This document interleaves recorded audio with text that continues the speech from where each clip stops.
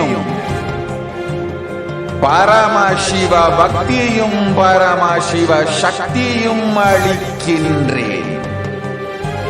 மனமாயை விடுத்து குருபதத்தை பற்றுங்கள். நித்யானந்தமாய் நிஜாவதாரமாய் வந்துதித்த என்னை பற்றி வாழ்வில் எல்லா நலமும் பெற்றிடுங்கள். ஓம் ஓம் ஓம். யாதுமாகி நின்றாய் காளி, ஓம் காளி ஓம் சக்தி, ஓம் காளி ஓம் சக்தி, ஓம் சக்தி ஓம் சக்தி ஓம் சக்தி. ஓம் ஓம் ஓம் ஓம்.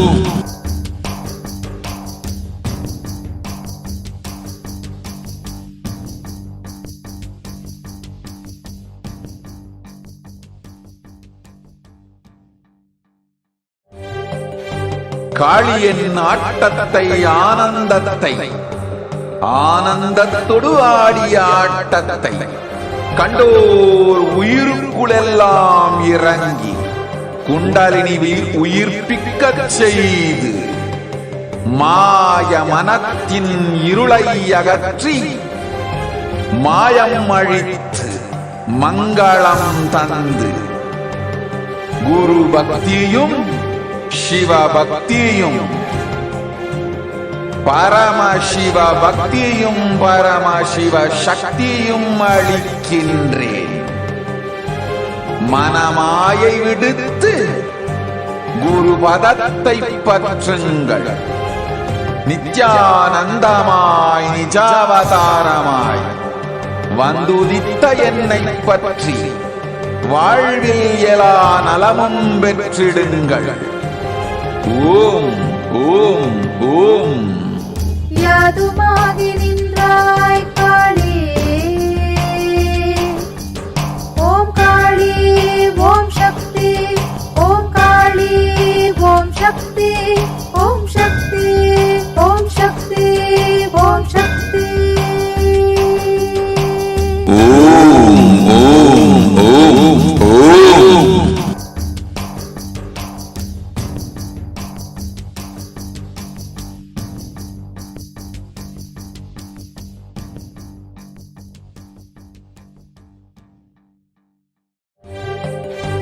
காளியின் ஆட்டத்தை ஆனந்தத்தை ஆனந்தத்தொடு ஆடிய ஆட்டத்தை கண்டோர் உயிருக்குளெல்லாம் இறங்கி குண்டலினிவில் உயிர்ப்பிக்கச் செய்து மாய மனத்தின் இருளை அகற்றி மாயம் அழித்து மங்களம் தந்து குரு பக்தியும் சிவ பக்தியும்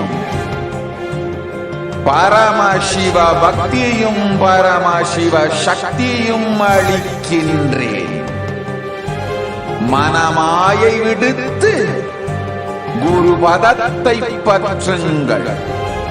நித்யானந்தமாய் நிஜாவதாரமாய் வந்துதித்த என்னை பற்றி வாழ்வில் எல்லா நலமும் பெற்றிடுங்கள். ஓம் ஓம் ஓம். யாதுமாகி நின்றாய் காளி, ஓம் காளி ஓம் சக்தி, ஓம் காளி ஓம் சக்தி, ஓம் சக்தி ஓம் சக்தி ஓம் சக்தி. ஓம் ஓம் ஓம் ஓம்.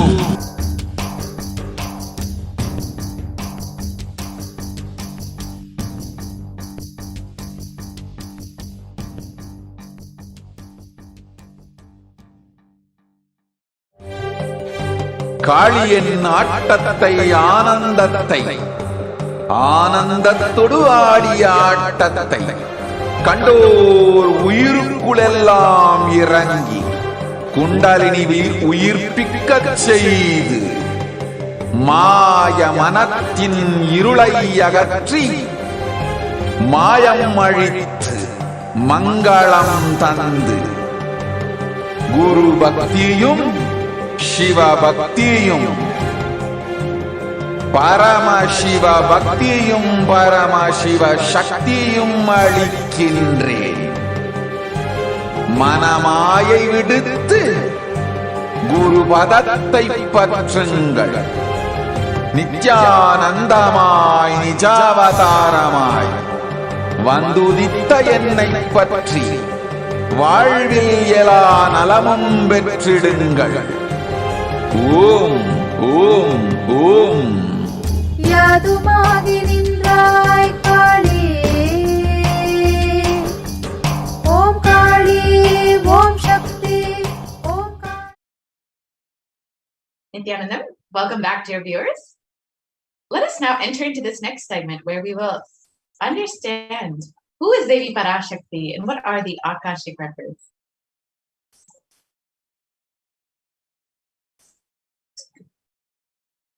So the Akashic records are records created in space. Whatever has happened in time is there as a file. Nothing can be destroyed. So please understand, none of your actions, thoughts, plans, emotions, words, nothing can be destroyed. Akashic records are the cosmic archives of everything happened, happening, and will happen.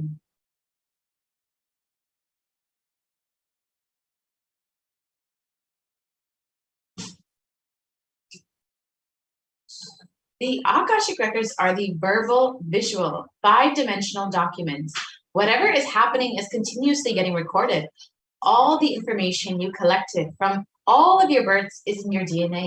You can access some of them just to understand and not to waste time doing the same actions again and again.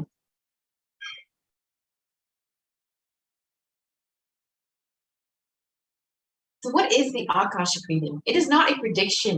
It is a reading from the cosmic archives.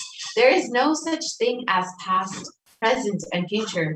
Beyond space, creation and destruction happen simultaneously. In the dimension of time starts the past, present, and future. But in the Akashic records, there is no past, present, and future.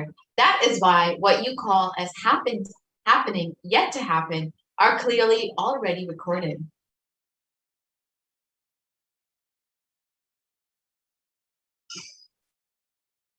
In Swamiji's own words, nobody has a right to comment on these readings. Nobody has a right to manipulate these readings. Nobody has a right to interpret or comment on these readings. They are complete unto themselves. For anybody to live in tune with the cosmos, the Jivan Mukti, living enlightenment does not need any special practice other than listening to these great readings again and again. When you listen to these great readings, naturally, your negative logic is penetrated, broken, and these great truths settle in your inner space and they make you live enlightenment.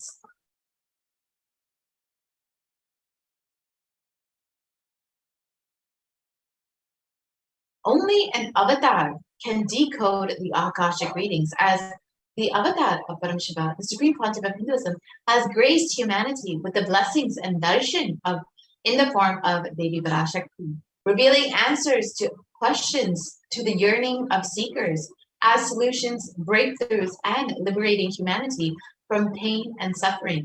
Any answer given by Devi Parashakti is not just an answer, but a karmic breakthrough for the receiver.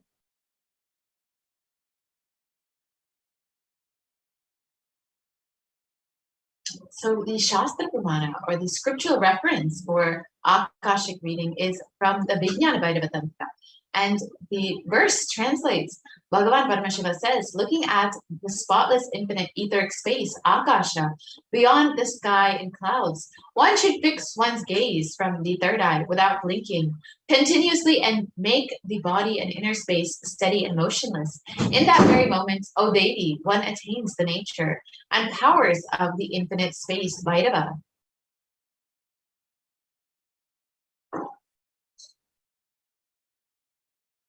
And the Apta Pramana, the reference of the powers for Akashic readings. And this is from the Mahabharata. In the Hindu Purana, the Mahabharata, it narrates that the story of the great sage Maitreyi, who reveals the secrets to Vidura, the story of his birth in human form and the reasons of all his sufferings. Sage Maitreya accessed the Akashic records and told Vidura that he was not an ordinary man, but was in fact an incarnation of Yamaraj, the Lord of Death.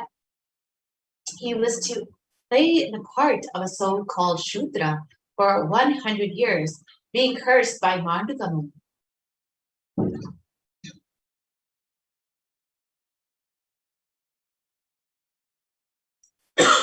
And the Supreme Content of Hinduism says that all of the information you've collected from all of your births is in your DNA. You can access some of them just to understand and not to waste time doing the same actions again and again.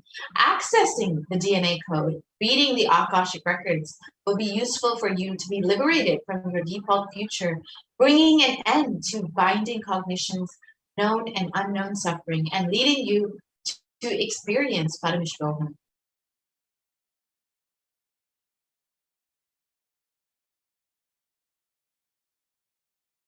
And only an avatar can alter the Akashic readings. While the initiated Balasans can view the Akashic records, it is only an avatar who can alter, edit, upgrade, and change the Akashic records.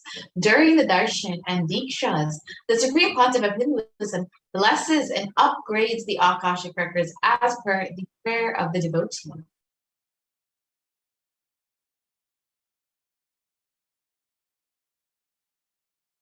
So what can you ask in the Akashic readings?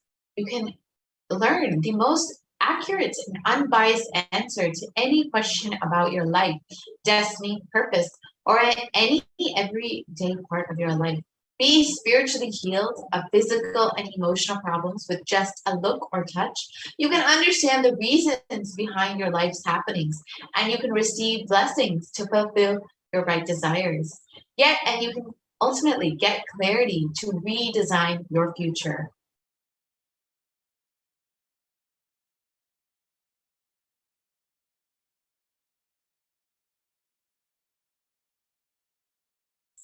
So we have been so blessed over the last several months to have Devi Parashakti's blessings, guidance, and initiation, and all of our prayers answered by Devi Parashakti. So in this segment, we will go through some of Devi Parashakti's revelations during the Akashic readings and understand how they have manifested in our reality state.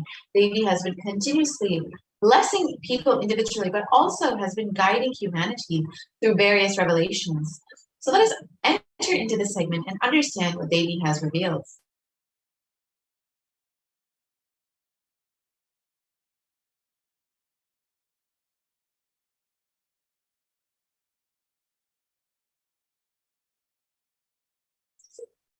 Actually, we can go to the revelations from Devi Parashakti on Padayatra.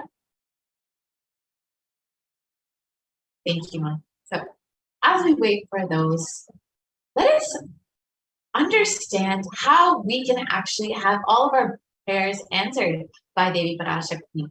You can ask any of your questions or prayer requests in the comments below in the YouTube comment section.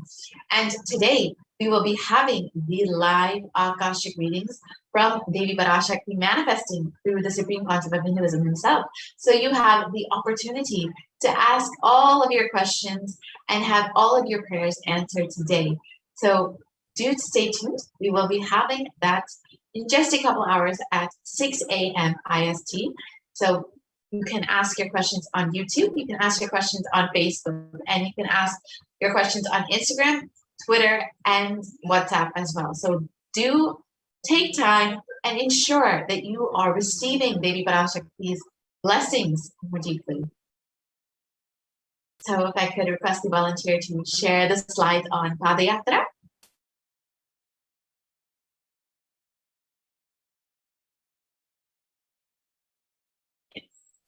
So as we wait, let us understand what Devi Parashakti has revealed. So as all of us know, the after effects of Pralaya are still very severe. Humanity is still undergoing everything of this cosmic deluge, this pralaya, and thousands of deaths due to the global pandemic, the emerging fungal epidemic, and along with the record number of natural disasters, have taken a huge toll on humanity's collective psyche, leading to an increase in poverty, malnutrition, depression, and mental health issues. So what has caused this? Who is behind this? And how could we have avoided this? What is the solution for all of this? In this segment, let us go through a scientific and statistical understanding of Devi Parashakti's revelations on the cause and solution of this pralaya. So all of us know that the current state of the world is very dire.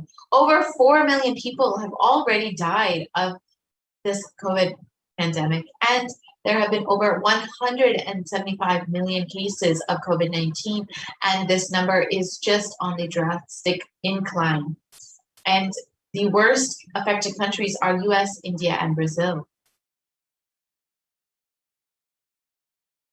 And in India alone, there have been over 29 million cases of COVID-19, with over 374,000 deaths due to COVID-19 and over 75 million people falling into poverty since the beginning of this pandemic. And these numbers are considered to be severely underreported. So the actual situation in India could be much worse, and it's expected that it could be up to 14 times worse than what has been reported in the media. So the situation in India is very, very dire. And it is not just that India is suffering from this ongoing pandemic, but there is a suicide and depression epidemic hitting the country. Over 6.5% of the population is suffering from some form of mental illness, and a suicide rate of 10.9 for every 1 lakh people. And suicide is one of the biggest causes of death in the age group of 15 to 24. India is also considered the 6th most depressed country in the world.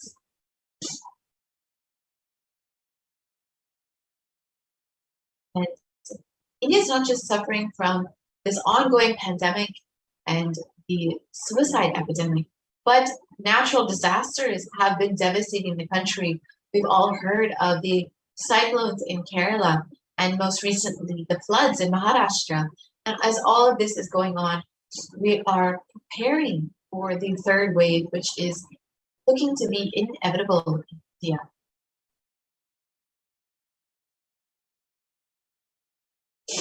So how could we have prevented this? How could we have avoided this? Let us understand what Devi Parashakti has revealed about this.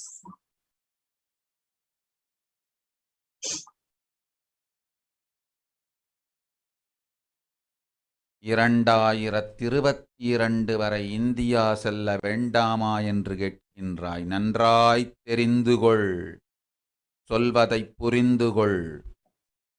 இந்த பெருநரகமான கிருமி போஜனம்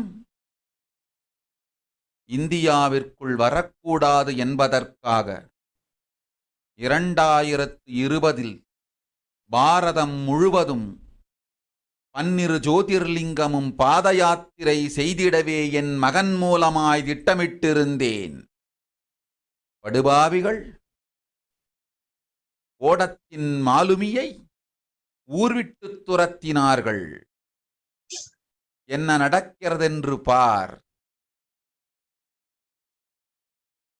முறையாக கைலாய நாட்டின் தலைவனாக நிறை மரியாதையொடு நல் மதிப்பொடு என் நிஜாவதாரம் நித்யானந்தன் திருவடி மீண்டும் பாரதத்தில் பட்டு பாத யாத்திரை செய்த பிறகு மட்டுமே நீ அங்கு செல்ல வேண்டும்.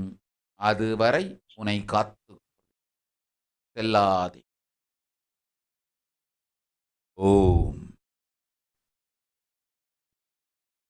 ஓம் ஓம். So let's understand Devi Parashakti's revelations mapped into English.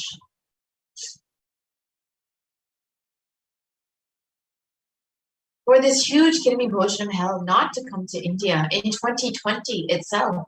I had planned to do the Padayatra throughout India and the 12 Jyotirlingas through my son Swamiji. They chased the captain of the ship out of the country. See what is going to happen. So let us go back to 2017 when the Supreme Concept of Hinduism revealed the vision for this Padayatra. Let's watch that video now. Want to do 1 year Padayatra specially for this purpose in 2020. 2020, planning for a full year, I'm going to walk from Rameshwaram to Amarnath. 1 year with 10,000 people, just walking all over India to spend time with people. 2020, there will not be any program other than Padayatra and just spending time with people. Just walking. Of course, 10,000 people will be walking with me. Maybe 200 vehicles to carry our food and all the other items, transportation. Enjoying the river banks, forests, and time with nature. 10,000 people manifesting powers, walking from village to village. What do you think will happen?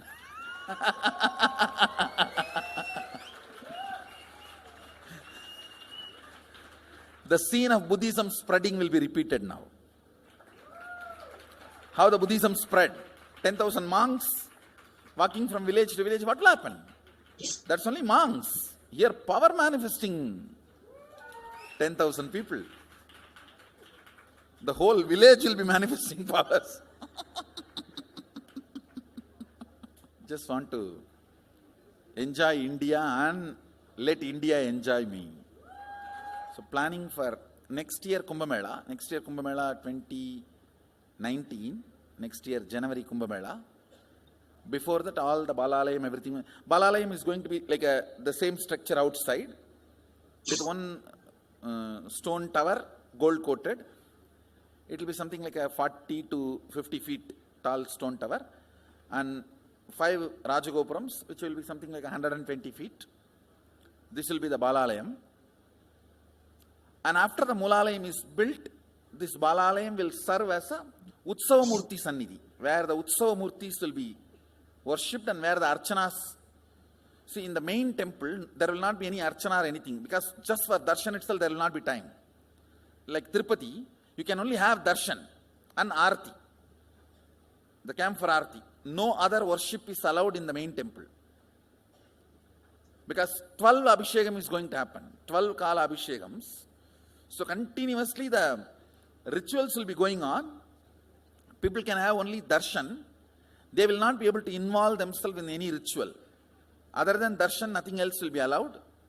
So all the Archana, all the other offerings, like people will offer the Archanas and other, everything will be done to the Utsava Murti, which will be kept in the Balalayam, the present Balalayam, present structure.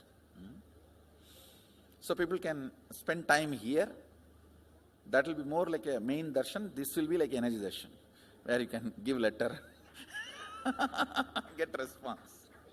So by next year, the Balalayam will be ready. So 2019 full year, I will be conducting the programs and everything. 2020 will be the one full year Padayatra, walking. From next year Jayanti, means 2019's Jayanti, to 2020's Jayanti, full year. Jayanti to Jayanti will be Padayatra.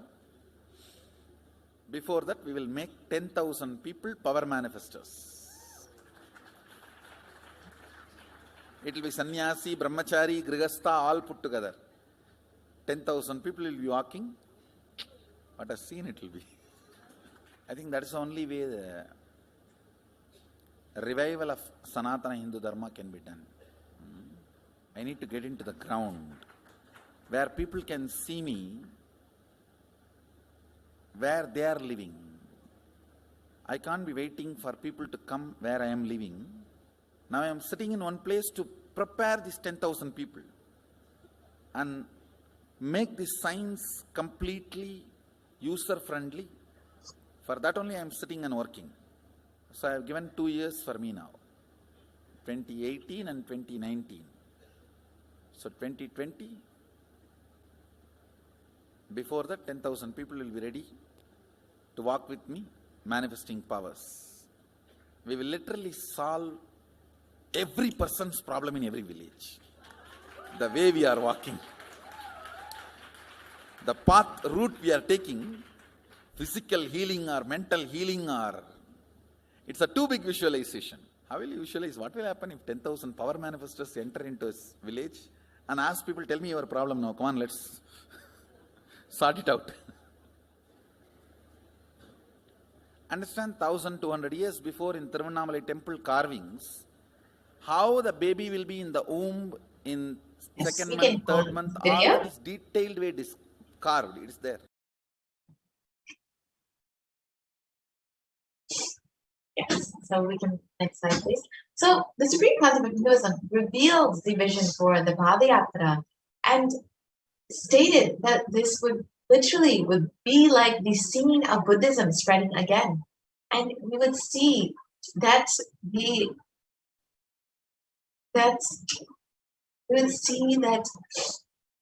literally Hinduism would be revived in India once again. 10,000 people walking with the Supreme Concept of Hinduism, so people can see the Supreme Concept of Hinduism where they are and can receive his blessings and solutions for every problem. So since the age of 10, the Supreme Concept of Hinduism has been enriching people and preparing them for this Padayatra to save them from this pralaya and to ultimately give them the experience of super consciousness.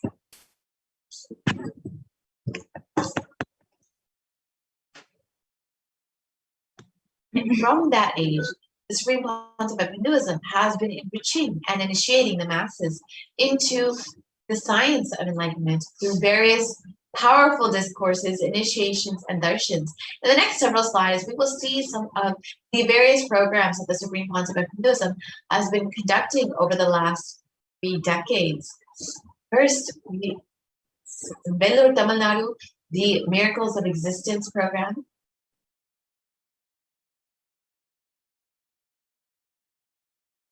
In Rasipuram, Tamil Nadu, what is the need for a guru?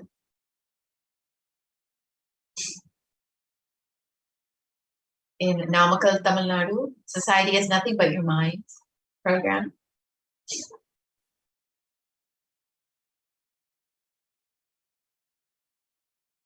In Salem, Tamil Nadu, the Nithyananda program.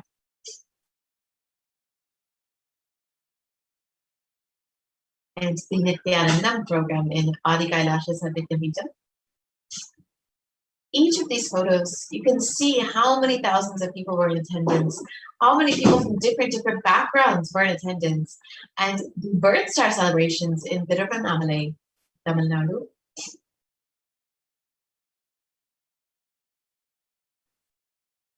The Jayanti celebrations in Adi Kailasa Sadhyamita.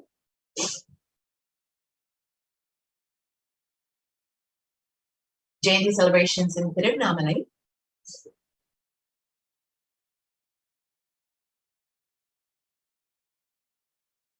The Nithyananda Paramashivam program in Chennai, Tamil Nadu.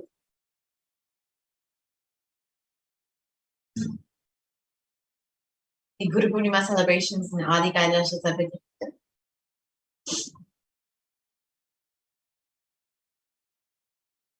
The Bhakti Spurna program.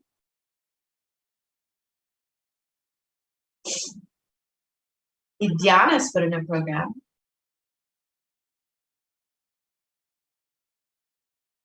And the Little Anandas program, which was specifically to initiate the youth to be initiated into the science of enlightenment.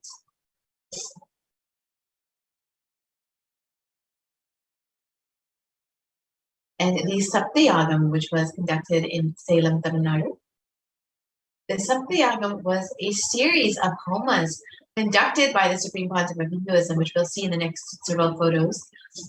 And the Supreme Pontiff of Hinduism not only conducted the homas, but also guided 1,008 other people, other disciples, to performing the same homas. You can see the photos of the Supreme Pontiff of Hinduism performing the homas.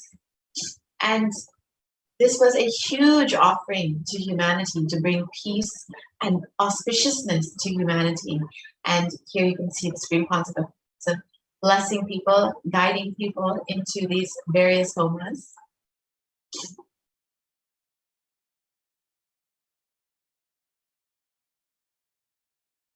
Yes, more photos of the various celebrations. And here, the Nithyananda Paramashivam program in Adi Kailasa.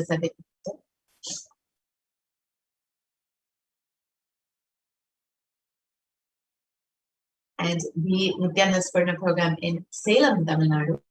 And all of these programs, the Supreme Pontiff of Hinduism was tirelessly working to reach every individual, to bring the science of enlightenment to the world, and to ensure that people are able to survive this pralaya and to ultimately have the superconscious breakthrough for which the avatar himself has taken the advent onto earth. However, the anti-Hindu elements have made it nearly impossible to do the re-energizing process by driving the Supreme Pontiff of Hinduism out of India.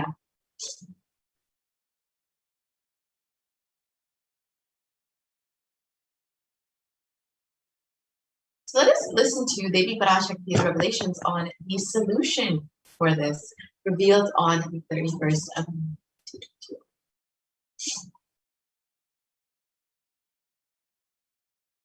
2022 வரை India செல்ல வேண்டாமா என்று கேட்கின்றாய். நன்றாய்த் தெரிந்துகொள், சொல்வதைப் புரிந்துகொள்.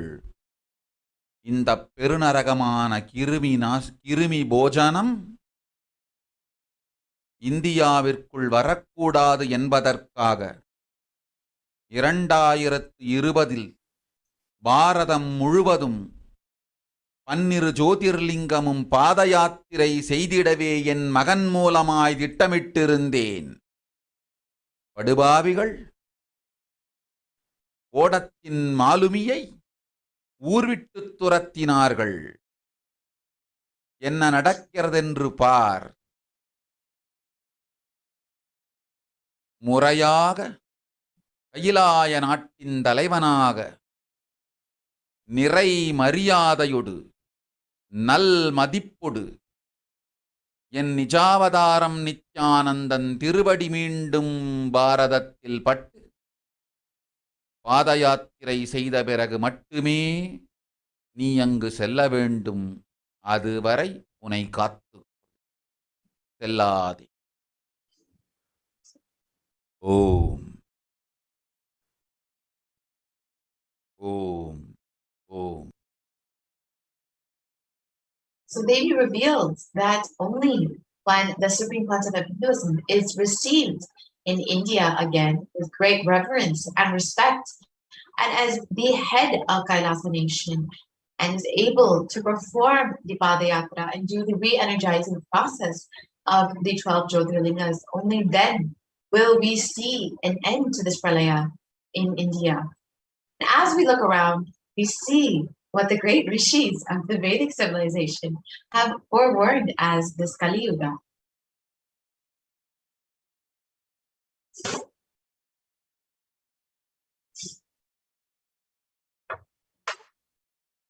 And in the Kurma Purana, it states that the Kali Yuga is the worst of all the 4 yugas, where man will be his own worst enemy. And the translation of this verse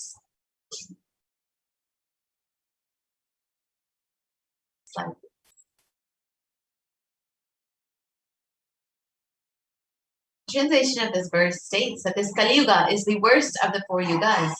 In all the worlds, people are sinful and forget the dharma of the 4 varanas and the 4 ashramas. In fact, men are so sinful that no prescribed penance atones for their great sins. The only place which is free from such sins is the great sacred city of Varanasi, the Mahapura.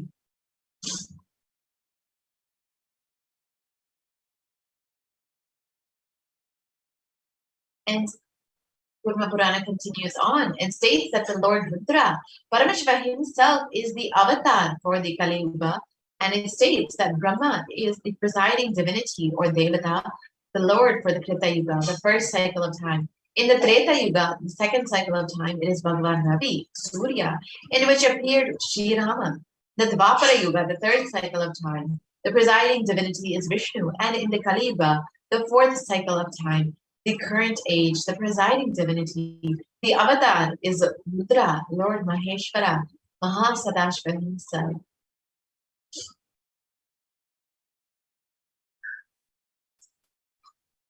And out of his deepest compassion to protect humanity, Paramashiva himself descended in the human body in the Nijavatara of the Supreme Concept of Hinduism, Jagat Guru Mahasanidanam, His Divine Holiness, Bhagavan Nithyananda Paramashivam, on the 2nd of January, 1978.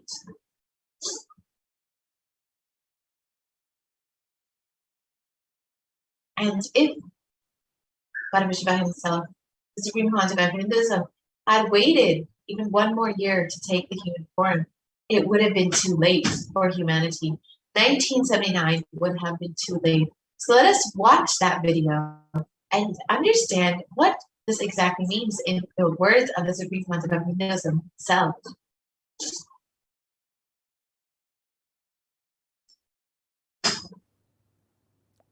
And I tell you, O Hindus, don't be afraid. I am back with the same science. We are going to be rich.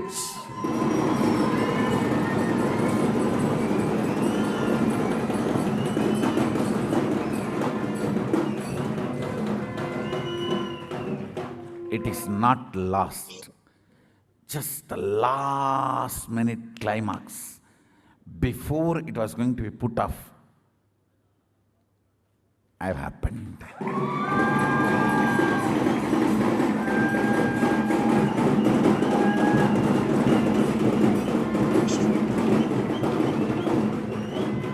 (1979) would have been late.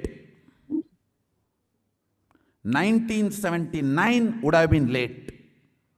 If I had time, I would have sent only ambassadors. Because no time, I have to get up and come directly.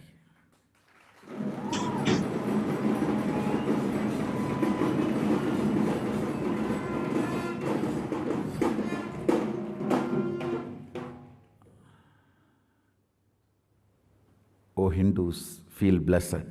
Science is not dead. It is available. I have everything needed to bring that science back to life and establish its legitimacy.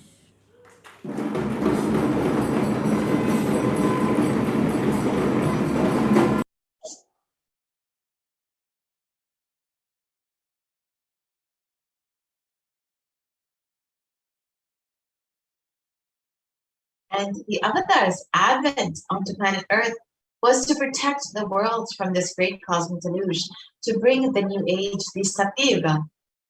So let us understand from Devi Parashakti herself what this means.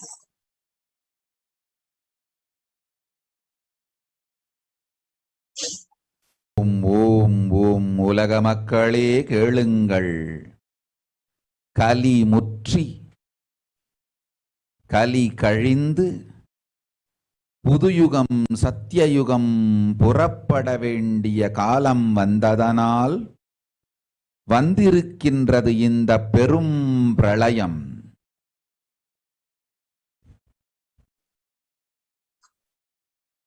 கவலை வேண்டாம் மக்களே.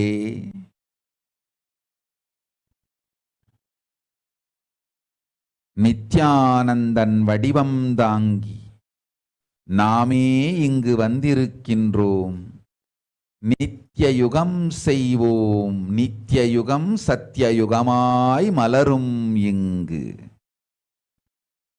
ஆனந்தமாக இருங்கள். So let us understand what Devi has revealed in English. People of the world, listen. Kali Yuga has matured, and over time, it has come for Satya Yuga to happen. So this great pralaya has come. Don't worry, people, in the form of Nithyananda, I myself have come here. I will make Nitya Yuga. Nitya Yuga will blossom as Satya Yuga. Be blissful.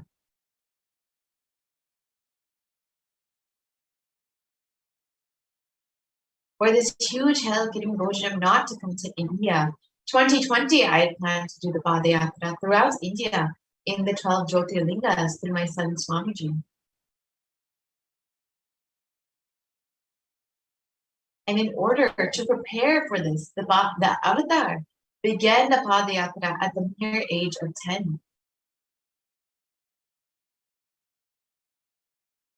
And the Supreme Concept of Buddhism began enriching people, one person at a time, with the truths from the sacred scriptures and the secrets of higher living.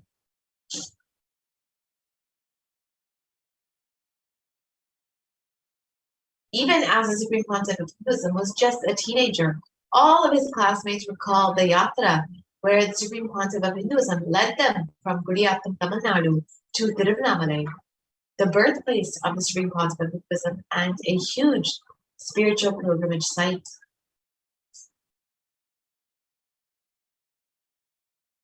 And when the Supreme Concept of Hinduism was just 19 years old, all the monks at the Ramakrishna Manth recalled the yatra where the Supreme Concept of Hinduism led them from Chennai to Tiruvannamalai and gave them an unforgettable pilgrimage trip experience. And the Supreme Concept of Hinduism continued walking the length and breadth of India, reaching more and more people and preparing each one until the Supreme Concept of Hinduism founded the international mission, the Nithyananda Sangha, to revive Kailasa internationally on the 31st of December, 1999. And the Supreme Concept of Hinduism established the very first Kailasa Enlightenment ecosystem in Tiruchendur, Tamil Nadu on the 14th of 2001. And here you can see the photo of the inauguration day when the Supreme Concept of Hinduism was just 23 years old.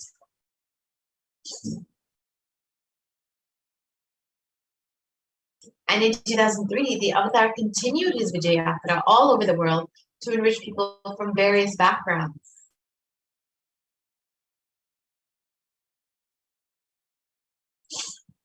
And with the Supreme Concept of Hinduism's intensity and dedication for the people, even among crowds where thousands did not understand English, the Supreme Concept of Hinduism's voice resonated deeply and moved each one to tears.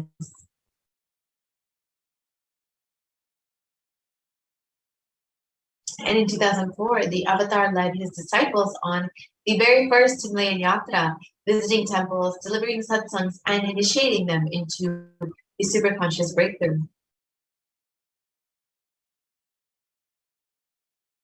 And subsequently, the Avatar personally organized and led yatras yearly and guided individual souls not just to physical spiritual sites, but to supernal spiritual realms. And in 2006, the Padayatras were taken to the next level with the Kodikan Padayatra, where thousands, crores participated and were impacted by Nithyanandeshwara and Nithyanandeshwari, who traveled from city to city blessing people.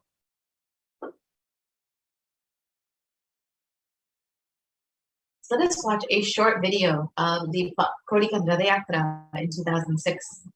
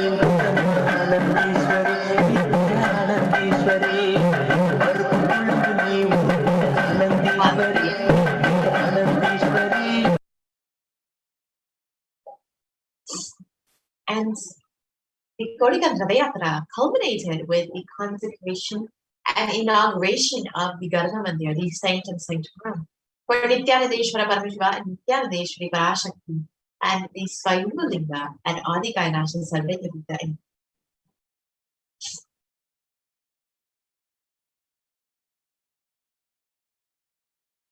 and the deities were energized as Abhyavataras to radiate the energy of Paramashiva and Parashakti to create the Adi Kailasa as a ship to save humanity from this upcoming Pralaya.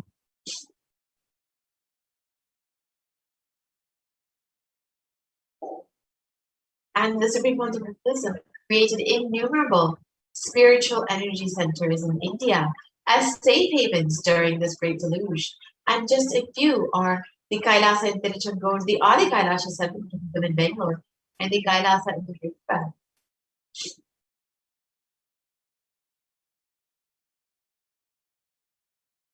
And in 2008, the Avatar created and energized the Nithyananda Vajas River, the Anandalingam, which would protect anyone who bathes in its waters from the deadly COVID-19 disease.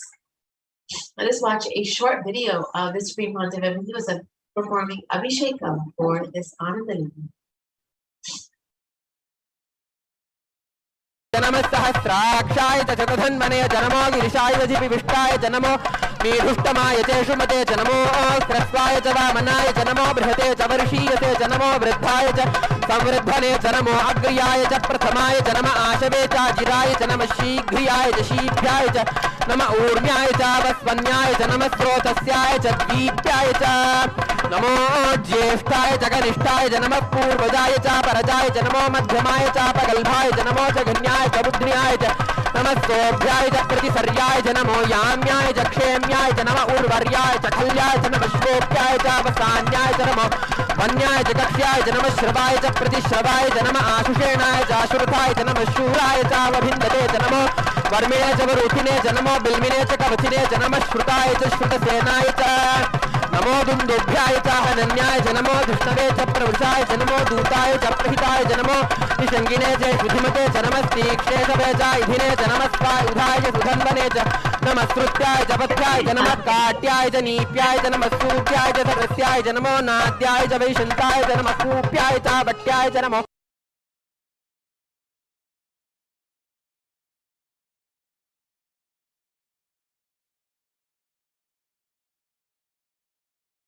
I think it's to the next slide.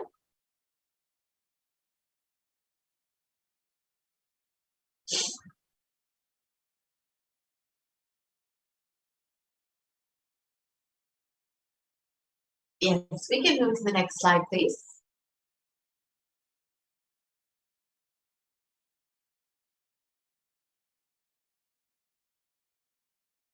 So we can move to the next slide, please.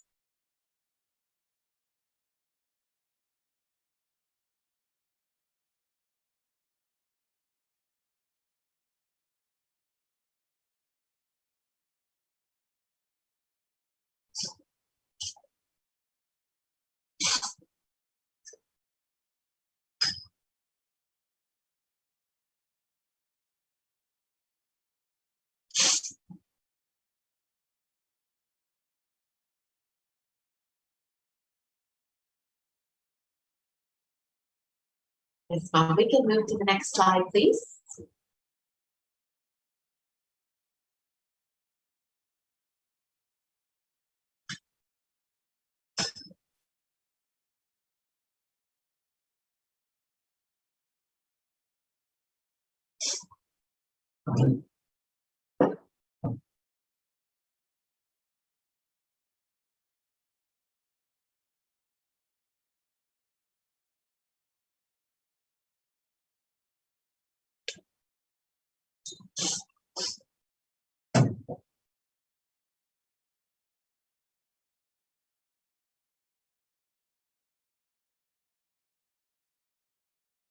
Yes, now we can move to the next slide, please.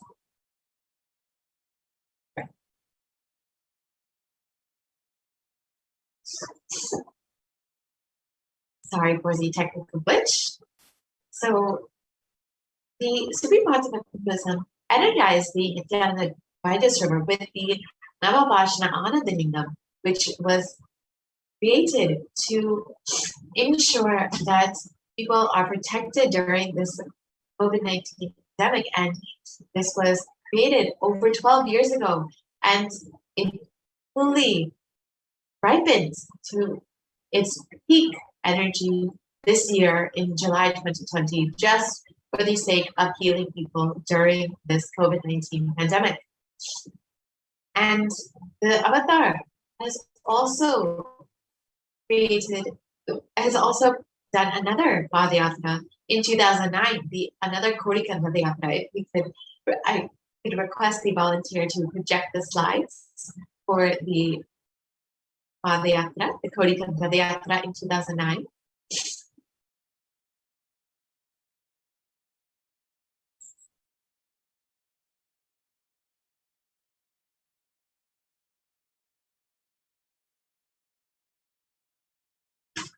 Yes.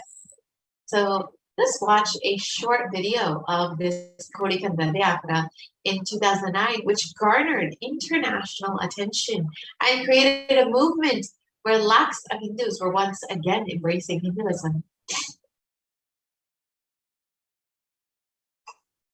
போல நின்பதம் கண்ட என் மனம் நித்ய சத்குரு நித்ய சத்குரு நித்ய சத்குரு நித்யனே நித்ய சத்குரு நித்ய சத்குரு நித்ய சத்குரு நித்யனே நின்முகம் நீனைந்து இங்கு நிர்மலமாகவே ஆனதே இதய சக்கரம் அனகதமும் இனிமையோடு திறந்ததே நித்ய சத்குரு நித்ய சத்குரு நித்ய சத்குரு நித்யனே நித்ய சத்குரு நித்ய. And wherever the Avatar's feet have graced the planet Earth, there the seeds of super consciousness have been sown.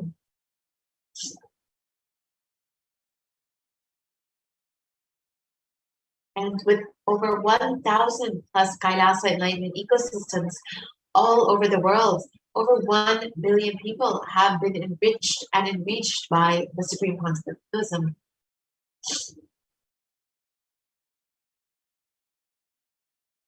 And in the next several slides, we will see just a few of the various Kailasas that the Supreme Pontiff of Buddhism has created for this superconscious breakthrough to happen for humanity. The very first is the Kailasa Niro, the Adi Nithyananda Paramashivam, the very first Kailasa Enlightenment ecosystem. The next is the Adi Kailasa Paramashivam in Bangalore, India. The Kailasa in Tiruvannamalai, the Kailasa in Columbus, Ohio, more photos of the Kailasa in Columbus, Ohio, the Kailasa in Los Angeles, California,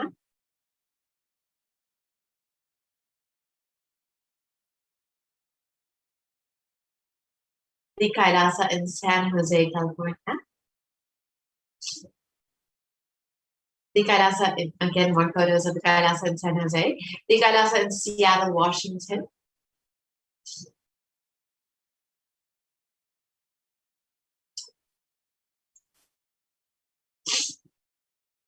the Kailasa in Houston, Texas,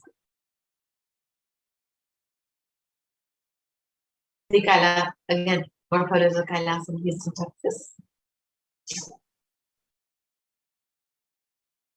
the Kailasa in Charlotte, North Carolina,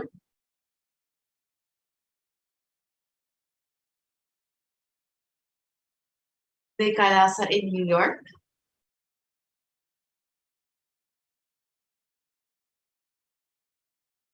the Kailasa in Washington, D.C.,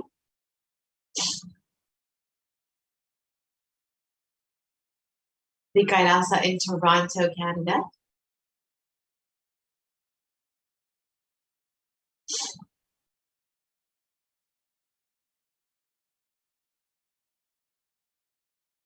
the Kailasa in Oklahoma City, Oklahoma,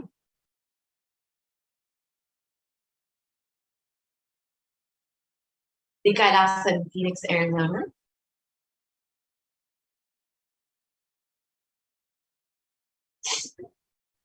the Kailasa in St. Louis, Missouri,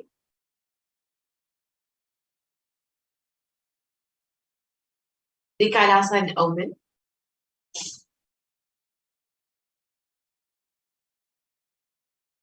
the Kailasa in Dubai,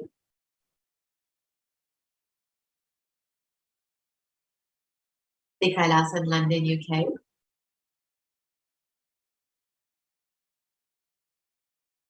the Kailasa in Scotland, UK, the Kailasa in Netherlands,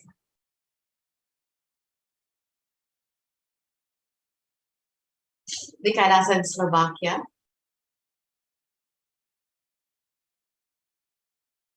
the Kailasa in Belgium, the Kailasa in Luxembourg,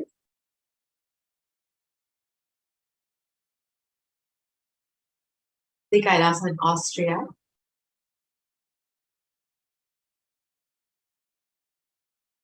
the Kailasa in Germany,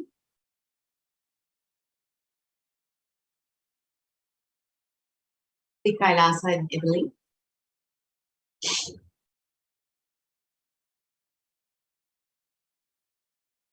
the Kailasa in France,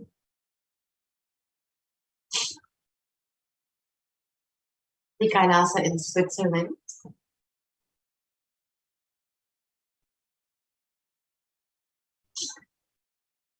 the Kailasa in Mauritius,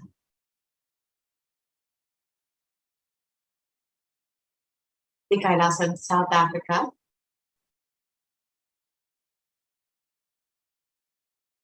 the Kailasa in Salem,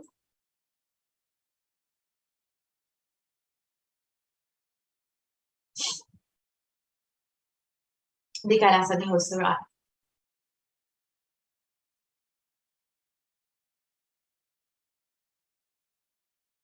the Kailasa in Patna,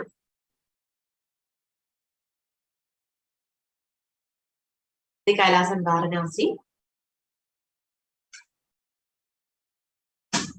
the Kailasa in Rajapalayam,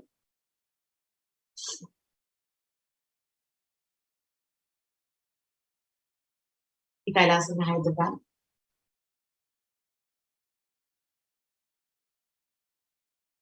Kailasa in Kerala. Go to the next slide. The Kailasa in Gujarat, which is the Yogini Sarvajna. You can see all of these Kailasas that the Supreme Concept of Hinduism has created across the globe and various countries and various cities across the globe, just for the sake of creating these enlightenment ecosystems to ensure that humanity is able to be guided through this pralaya to bring the new age, the Sakti Yuga ultimately, and to give the super conscious breakthrough to humanity. And it is out of his deepest compassion that the Supreme Concept of Hinduism has been continuously blessing people through these various enlightenment ecosystems and has continuously been providing various programs and initiatives for helping people through this pralaya. So if you want to learn more about that, you can visit kailasa.org and learn more how you can be part of Kailasa and benefit from all of the offerings the Supreme Concept of Hinduism has given to humanity. You can sign up to become an e-Kailashian and avail all of the opportunities to experience the super conscious breakthrough for yourself.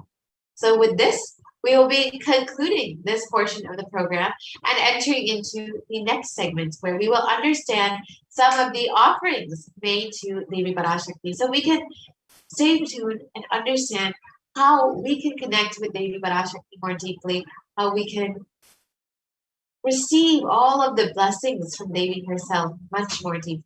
So stay tuned for the next segment. We'll be right back after a very short break.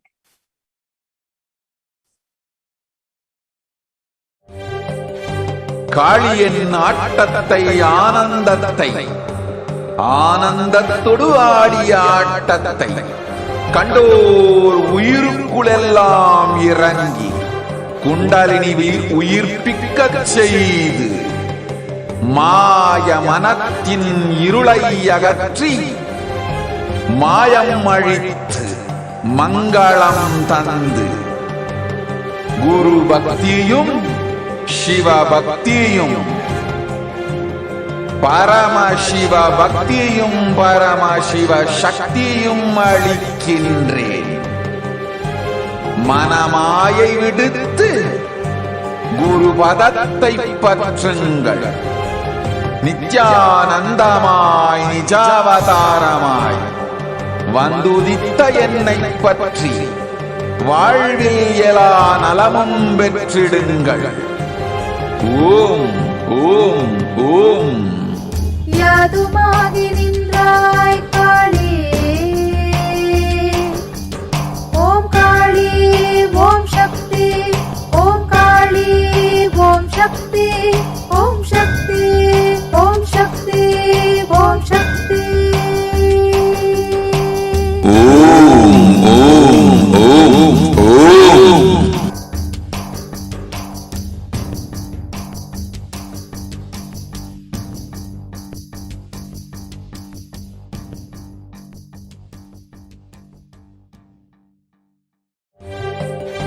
காளியின் ஆட்டத்தை ஆனந்தத்தை ஆனந்தத்தொடு ஆடிய ஆட்டத்தை கண்டோர் உயிருக்குளெல்லாம் இறங்கி குண்டலினிவில் உயிர்ப்பிக்கச் செய்து மாய மனத்தின் இருளை அகற்றி மாயம் அழித்து மங்களம் தந்து குரு பக்தியும் சிவ பக்தியும்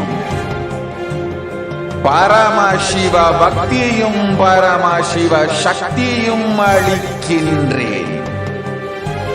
மனமாயை விடுத்து குரு பதத்தை பற்றுங்கள்.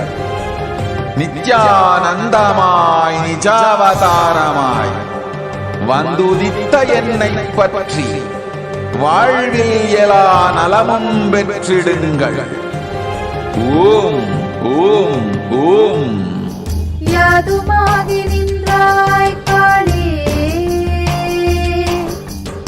ஓம் காளி ஓம் சக்தி, ஓம் Nithyanandam, and welcome back to all the participants, to all of the viewers who are joining us for this program.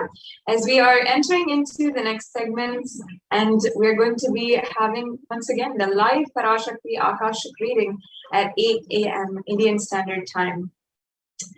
And each and every one of you can experience the most beautiful, intimate, sacred space of the very cosmic womb of Devi Parashakti. You will literally be able to manifest a breakthrough in your life. You'll be able to ask your questions, receive healing, have the ultimate breakthrough. And you will see how so much in your life reveals itself to you, and how you literally are able to play a part in the grand Leela of the cosmos.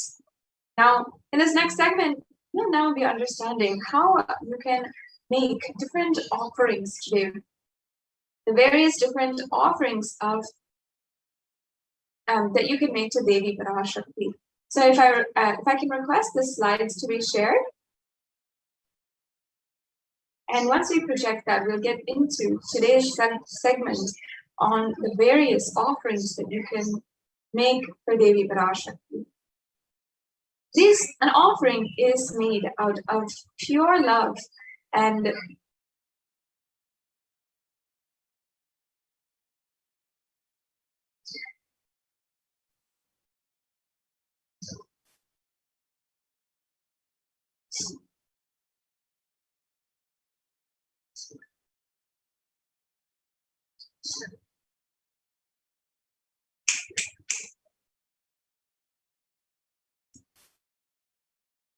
Yes, an offering is made out of pure love, devotion, and oneness with the divine. And each and every one of you can experience the most intimate space, deep feeling connection with the divine through these offerings. So without further ado, let's get started on these different offerings.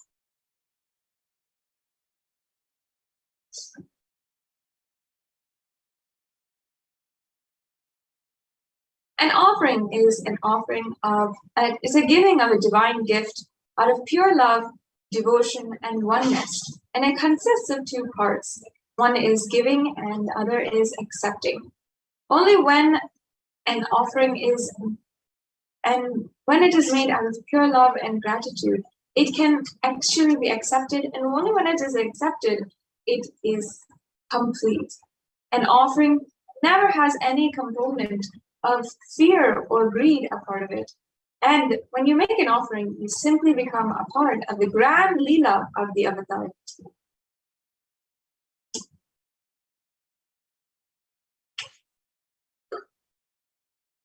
There are various different offerings that you can make today, and not just in perhaps gold offerings, but as well different kinds, various different offerings that you can make, and you'll never feel as if you cannot make a certain amount or you're not able to. You will simply see whatever you want to manifest, whatever you are capable of doing right now, you can offer, and simply it is a divine gift in your life.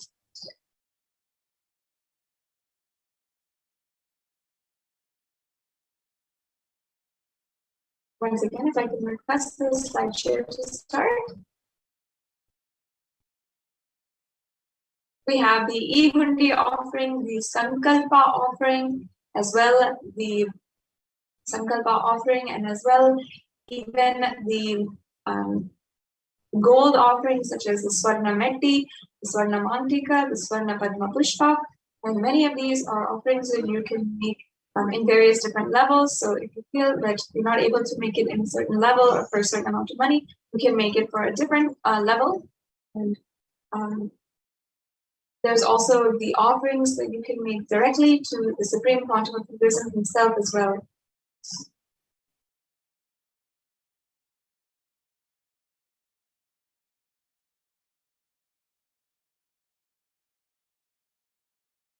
Yes.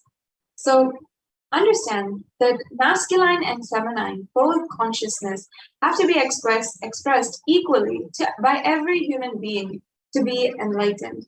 Until enlightenment, only the masculine dimension expresses more than the feminine dimension, irrespective of male or female physical bodies. The next slide, please.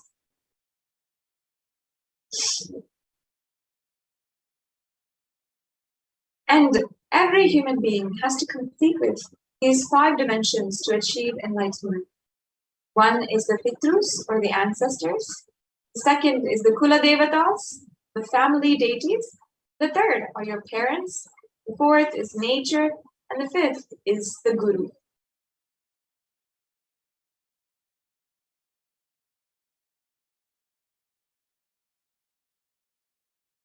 Incompletions that you might have that need to be completed are life negative and adharmic cognitions in these 5 dimensions, which leads to misconstrued karana and karya, or the cause and effect, further leading to suffering and pain and calamities in the individual and personal levels, as well as the collective and global levels.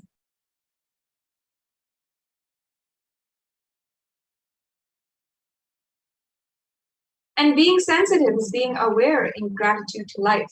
Everything from the air we breathe, the place that we sit, the energy to feel that you exist, energy to celebrate that you exist, everything is something that we can be grateful for. And there are 43 energies that constitute our human body. And when all 43 of these energies are integrated for dharma, that is when one becomes enlightened.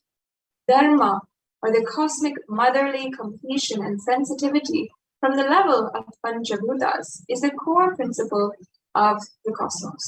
And as you can see here, we have a photograph of the Sri Meru, which is the three-dimensional representation of the Brahmanda Yoni, the feminine consciousness. Each corner of this Sri Meru is one of those representative of those 43 energies. And in the Sri Vidya Puja, we are worshipping each and every one of those 43 different triangles that make up the Sri Meru or the Sri Chakra. That is a very beautiful aspect and science inside of the sacred feminine worship from Sanatana Hindu Dharma.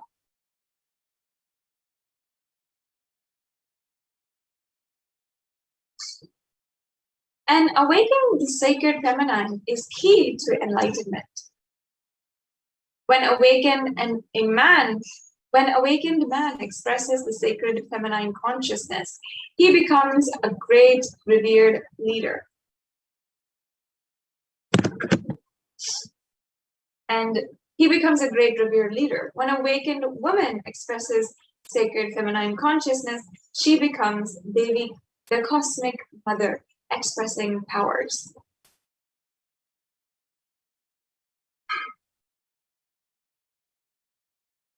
And the key to awakening sacred feminine consciousness is conscious sovereignty.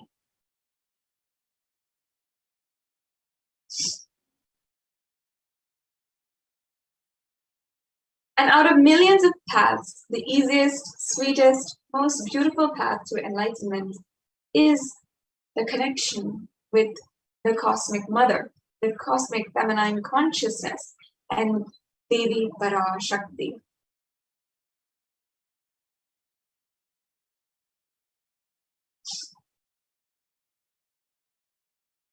She is the one who expresses as the Guru all gods and all manifestations in the universe. She can straightaway deliver enlightenment by connecting through the cosmic umbilical cord.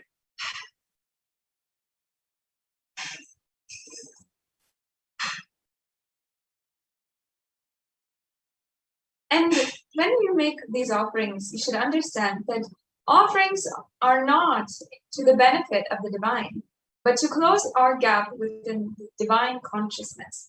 When we achieve completion with the Divine Mother, her infinite powers with her sweet grace starts nourishing all our dimensions through the cosmic umbilical cord.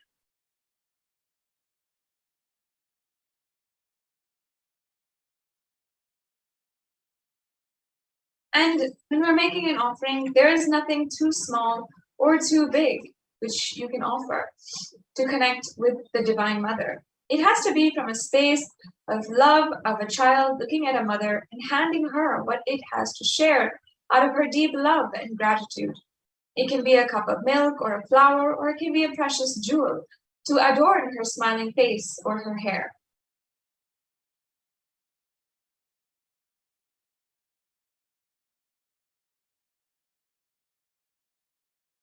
And Vedic rishis have clearly stated the techniques to connect with sacred feminine consciousness, to awaken the same qualities in us.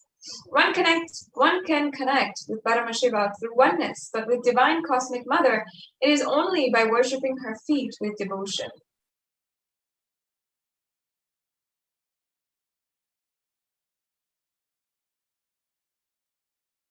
Mother worship is the most non-violent, most peace-centered, most healing, soothing, and sweetest path to enlightenment among all traditions on planet Earth. Worshipping includes contemplating, meditating through sacred offerings of mantras and oblations at her feet.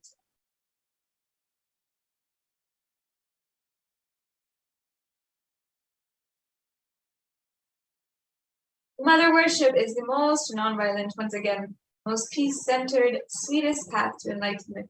And through these offerings, I invite each and every one of you to experience that sacred space of non-violence, peace, healing, soothing and sweet connection to Devi Parashakti.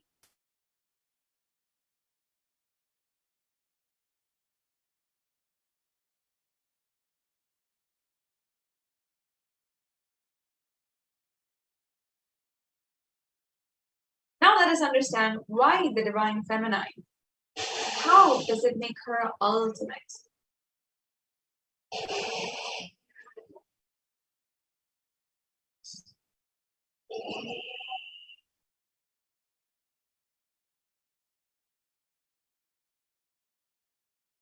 And here's a beautiful verse from the Rig Veda. And if you just see, we'll go on into the English translation.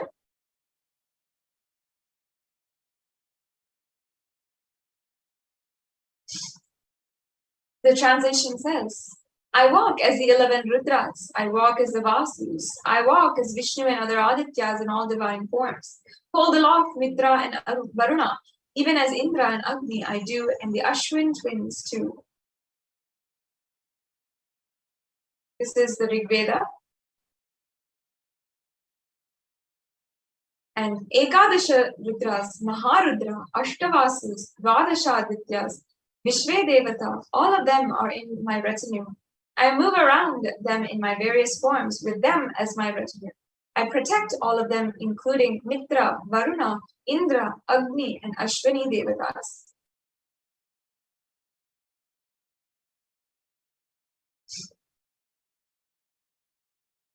Devi herself declares as the inner self of all gods, divine energies. She is pervading and all-permeating.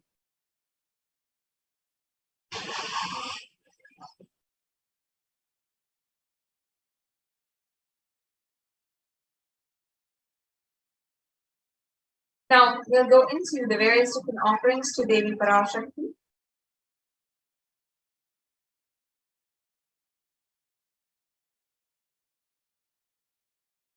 First, we have the e-hundi, which you can make for any amount. It is a general donation that you can make either through the YouTube Super Chat or through the registration form or the payment gateway that we have available for any of the yajamans. And there's a beautiful reference here from the Lalita Sahasranamam, which I'll now be chanting. Bhakti Priya, Bhakti Gamya, Bhakti Vashya Bhayapaha, Shambhavi Sharadaradhya, Sharvani Sharmadaini. Devi is fond of true devotion and is realized through true devotion. She can be won over through true devotion and she removes all fears.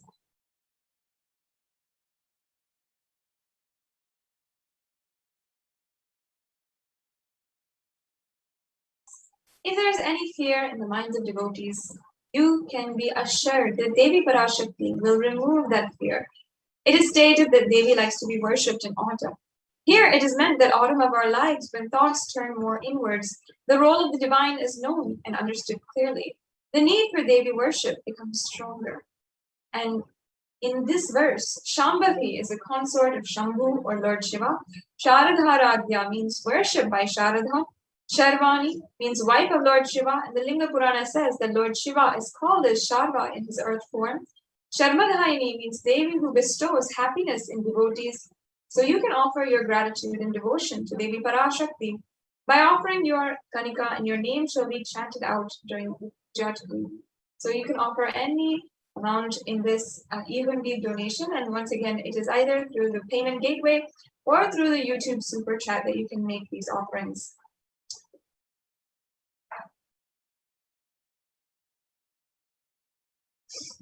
The next we have the Sankalpa offering.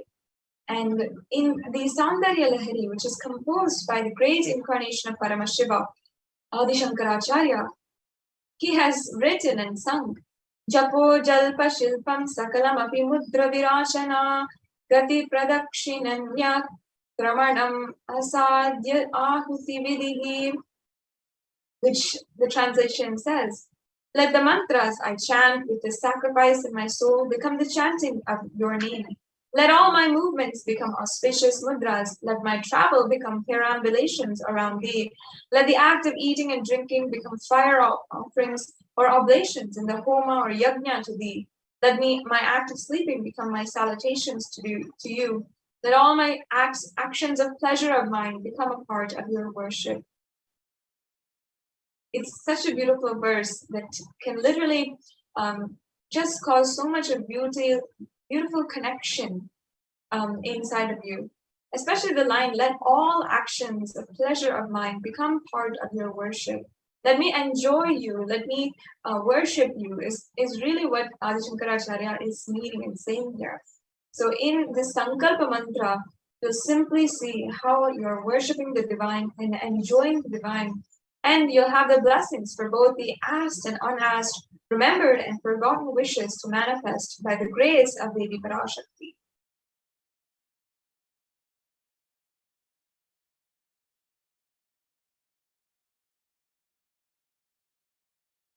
And next we have the Sahasranama Swarnakasu. And in this offering, you can receive the blessings to manifest and awaken the multiple divine feminine conscious attributes and powers.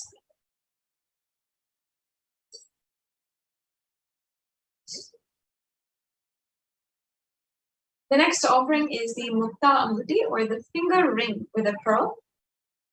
And here in another verse, it says, this is from Devi Suktam, verse number 30, where it says, in the English translation, I'll just be reading out. Let the goddess who brings good fortune, who is praised by gods, who is served by Devendra, who is praised by Devas, troubled by Asuras, who is praised and remembered as devotion to her solves all, who is the source of all good in the world, let that goddess destroy all obstacles.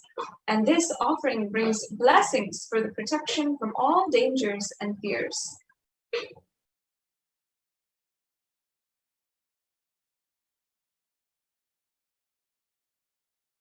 And next offering is the Swarna Padma Pushpa. And in this offering,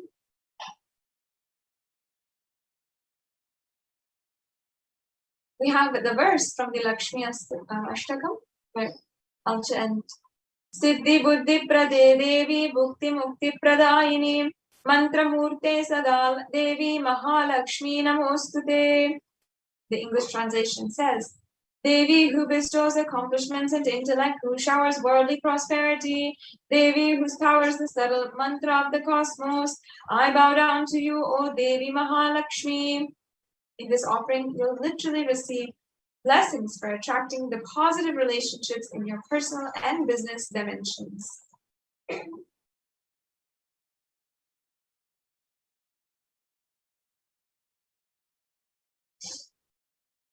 The next offering is the Swarna Metti. And in the Saundari Lahiri, once again, Adi Shankaracharya is describing that Lord Brahma, the creator of yours, selects the dust from your feet and creates he this world. The great Adishesha with 1,000 heads somehow carries the dust of your feet with effort great. And the great Lord Rudra takes it and powders it nice and uses it as holy ash.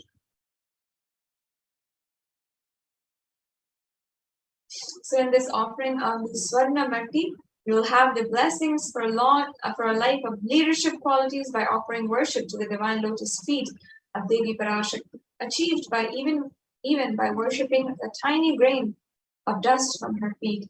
The Metti is a gold toe ring to worship by adorning the divine Devi Parashakti's feet.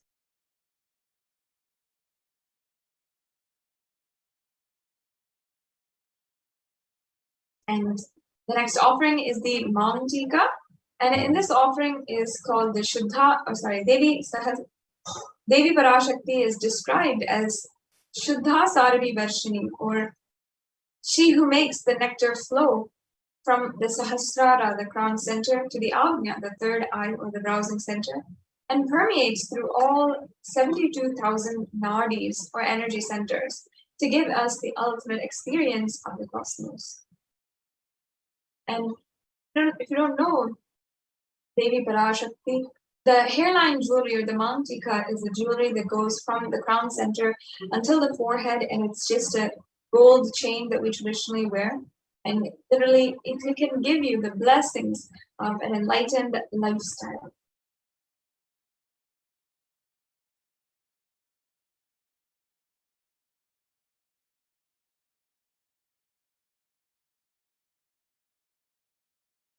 And the next offering we have is the Pratyakshapada Puja. The Pratyakshapada Puja is a very sacred and special offering to the feet of the Guru. And here there's a verse from another composition of Sri Adi Shankaracharya, where he is singing Guror Agni Padme Manaschenna Lagnam Tatakyam Tatakyam Tatakyam Tatakyam. And the entire verse translation says, my repute has traveled in all directions through my philanthropy and prowess.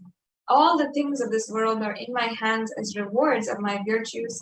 Yet if one's mind be not centered upon the lotus feet of the Guru, what then? What then? What then?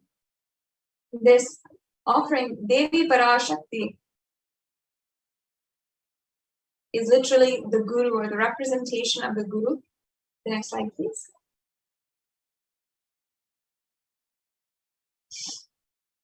And the feminine consciousness is literally the one who is beyond the idea of male and you'll have this most auspicious offering to Guru, which is a dimension of the Cosmic Mother, the one who is the teacher, the guide, the one who is the very one who teaches you your first steps, your first language, and the one who teaches you your first lessons on integrity, on how to handle life, on how to hold yourself, is the mother in our lives. And with that same compassion, the form of Guru, Devi Parashakti, teaches us enlightenment itself. So you can offer your gratitude with this Pratyakshapada Puja, and you'll be blessed with the sweetest path to enlightenment, with the connection with it. And the next offering here is the Vastra Seva. The Vastra Seva is the offering of the clothes to the Guru, or the Guru dimension of the Cosmic Mother. And during the Pratyakshapada Puja, you'll be able to offer the Vastram offering, and it'll bestow one sweetest path to enlightenment and complete completion.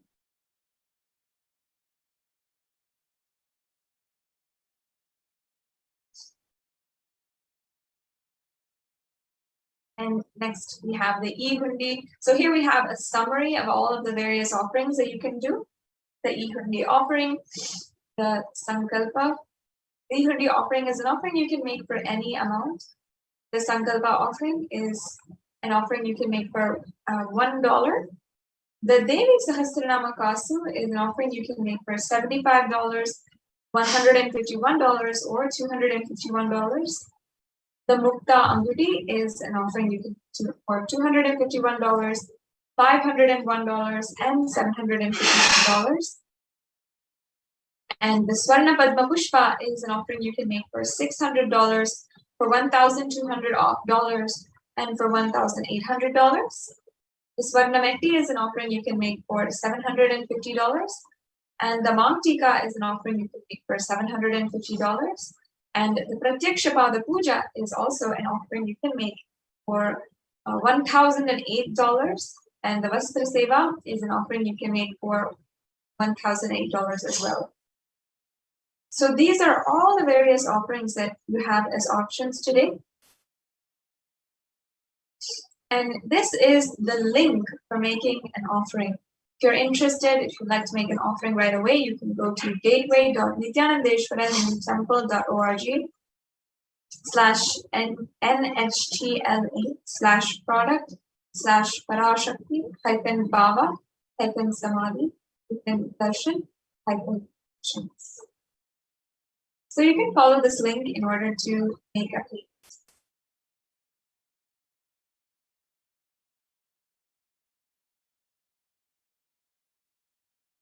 So once you follow this link, the page that you'll land on will look exactly like this.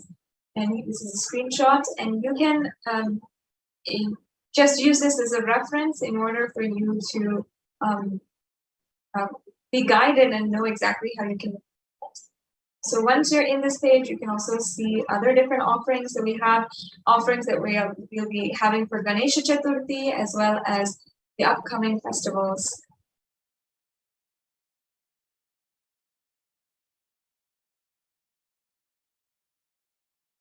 So once you're here, you can go ahead and select the offering that you'd like to make in the drop-down menu. And you can select one of the offerings that you are interested and you are yearning to make as an offering of gratitude to Devi Parashakti.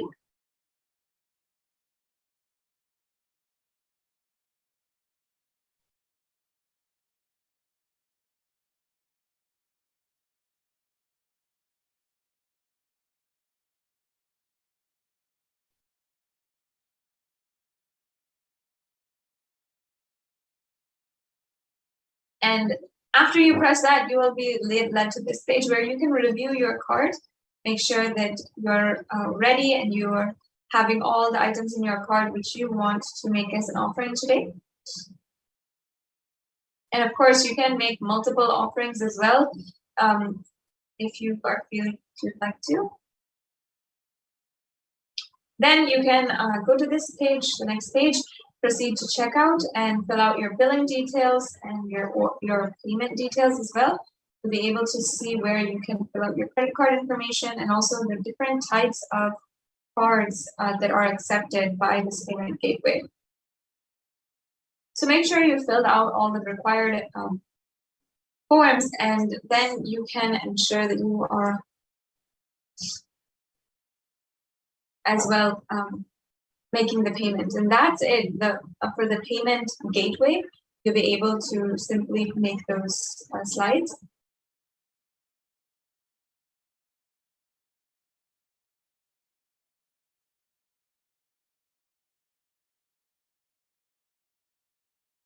And next,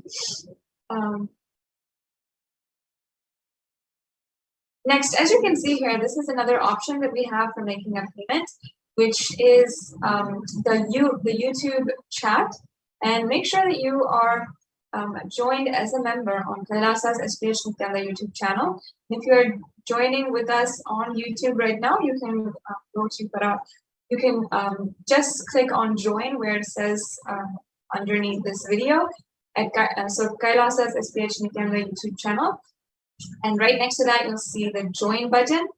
And then on the Parashakti, then on this video, and once you're joined, you can fill out your payment details as well.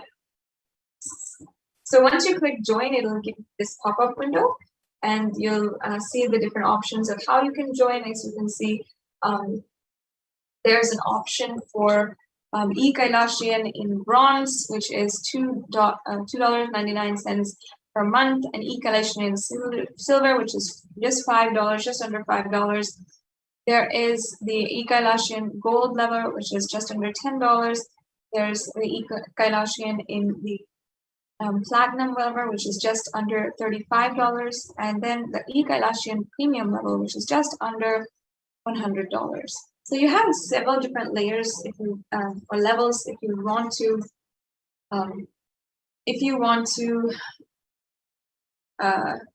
join in any of these levels, and you can become a member of the channel. And there's so many different benefits of becoming a member as well, including access to more than 20,000 various different darshans and dikshas, as well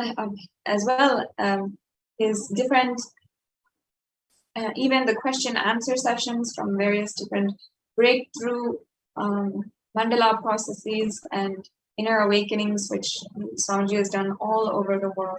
So all of these are available for you on YouTube, and you can join as a member and get access to each and every one. You'll also have the access to even the notifications for every time there is a live video.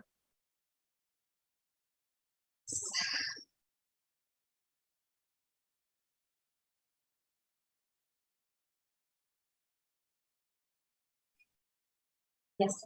So as you can see, we have the various different ways that you can make a payment.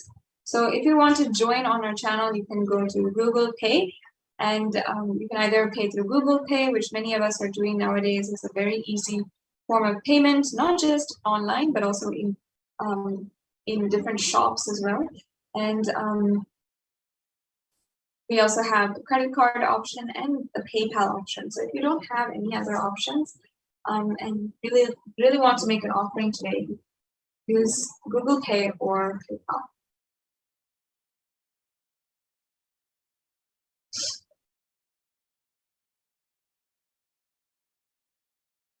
Yes.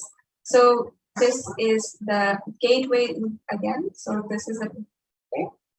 And if I can request to project the slide for the e-Hundi, the last few minutes I have, I'd love to enrich each and every one of you to make an offering right now with the e-Hundi offering, and each and every one of you can join in with us, and you'll be able to even have the darshan within just a few hours, the live Parashakti Akashic reading, and I encourage and invite each and everyone to be a part of this extremely intimate, sacred experience. These offerings are a way that you can enjoy, you can offer your gratitude to Devi Parashakti. And even right now, as we are gathering on this channel, I invite each and every one of you, if you'd like to, you can go ahead and make the Hundi offerings on the YouTube Super Chat. The Super Chat is another way that you can make an offering. If you're joined as a member of the YouTube channel, you can click the $ in the right-hand side below the chat. And then once you click that, you'll see the options either for YouTube, the Super Chat or the Super Sticker. Super Chat is just a general donation that you can make. And Super Sticker is also a sticker that you can send just to show your love in the digital platform to Devi Parashakti. Of course, she is sitting just to receive the love, the devotion, and help take care of each and every one of us. So now, just within a few minutes, we will be entering into the next segment as well. The next segment, we will be introduced to the administrators of the Adi Kailasa Sarvagna Peetham.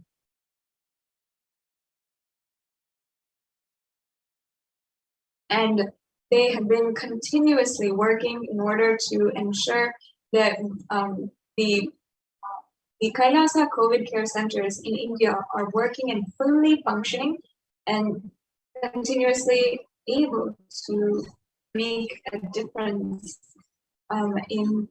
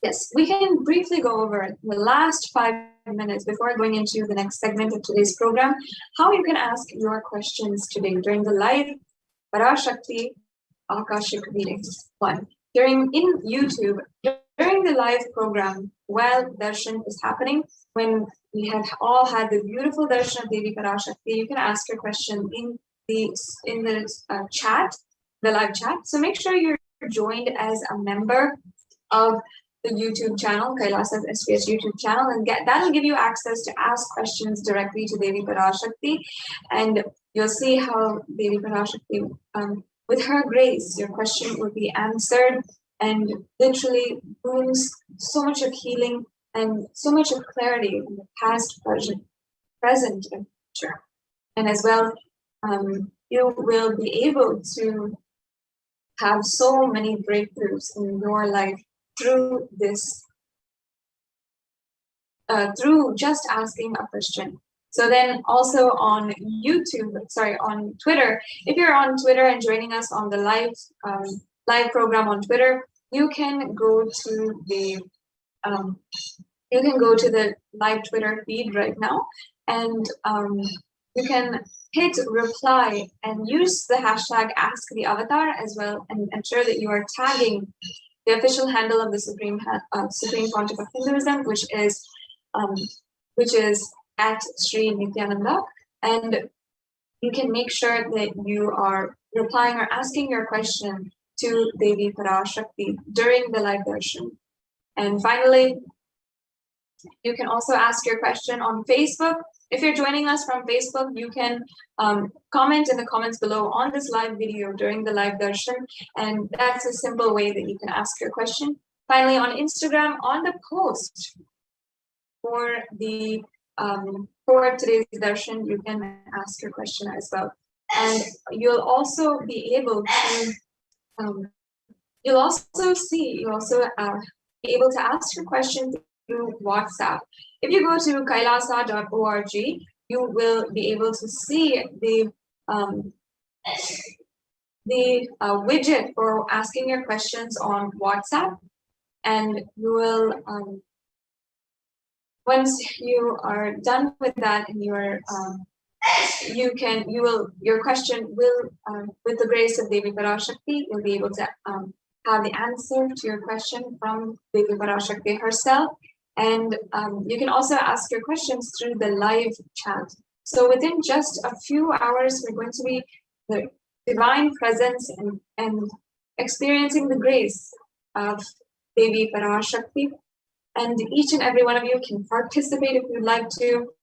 And if you already had a very beautiful experience with Devi, I invite you to comment in the chat below about what your experience was. If you've had a breakthrough, many people have shared that they have had breakthroughs in this program, specifically during the Devi Parashakti Akashic reading program, in so many different levels, in the level of health, wealth, in relationships, in so many different ways. Devi Parashakti manifested in their life, and without any effort from their side. And we've had even sharings of how people have healed from even the brink of their lives being lost, even and people who have even had the lives of their loved ones being saved, and so many other beautiful manifestations of Devi Parashakti in their lives. So now we're coming to a conclusion of this segment in today's program, and we're going to be moving on into the next segment, where we will be going over the various contributions of the Supreme Pontiff of Hinduism in the Kailasa COVID care centers. So we'll now get back to you after a quick break, and I now invite each and every one of the viewers to ensure that you are getting ready for within 3 hours the live darshan of Devi Parashakti. Make sure that you're sharing in all the social media platforms. Take a minute to share as well. And you can share in all the different social media platforms. You can inform your friends, and make sure that you are sharing and getting to know more about the Devi Parashakti Akashic reading. So without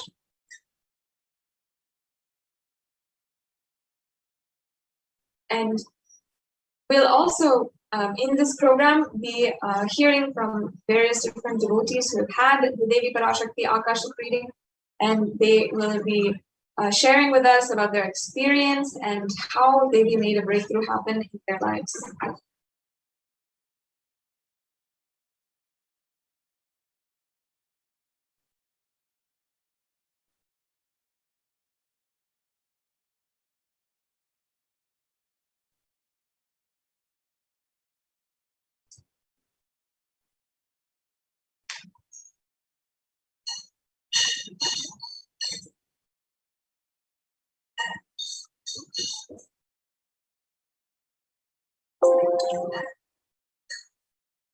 Yes.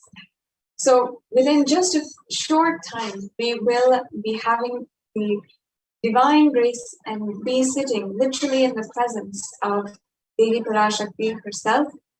I invite all of the viewers to take a few minutes right now and share with all of your friends and whomever you feel will benefit deeply from this experience, will connect deeply with the Divine Cosmic Mother. You can invite them to this experience and invite them to ask a question during the Devi Parashakti Akashic Devi. In a few short minutes, we will be moving on into the next segment of today's program after a quick break.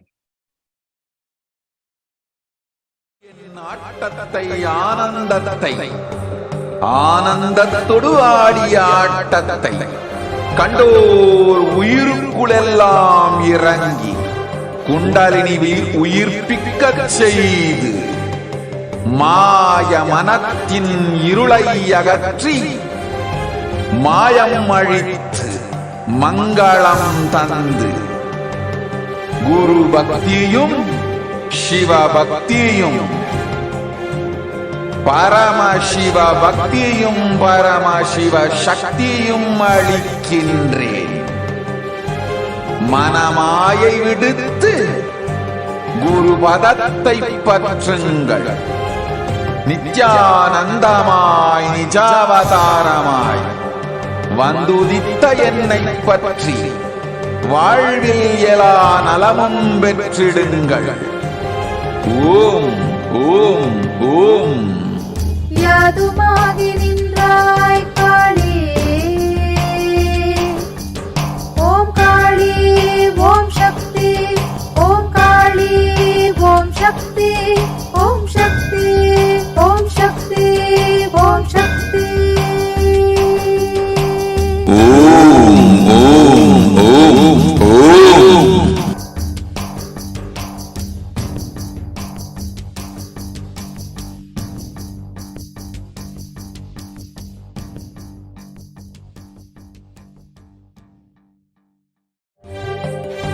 காளியின் ஆட்டத்தை ஆனந்தத்தை ஆனந்தத்தொடு ஆடிய ஆட்டத்தை கண்டோர் உயிருக்குளெல்லாம் இறங்கி குண்டலினிவில் உயிர்ப்பிக்கச் செய்து மாய மனத்தின் இருளை அகற்றி மாயம் அழித்து மங்களம் தந்து குரு பக்தியும் சிவ பக்தியும்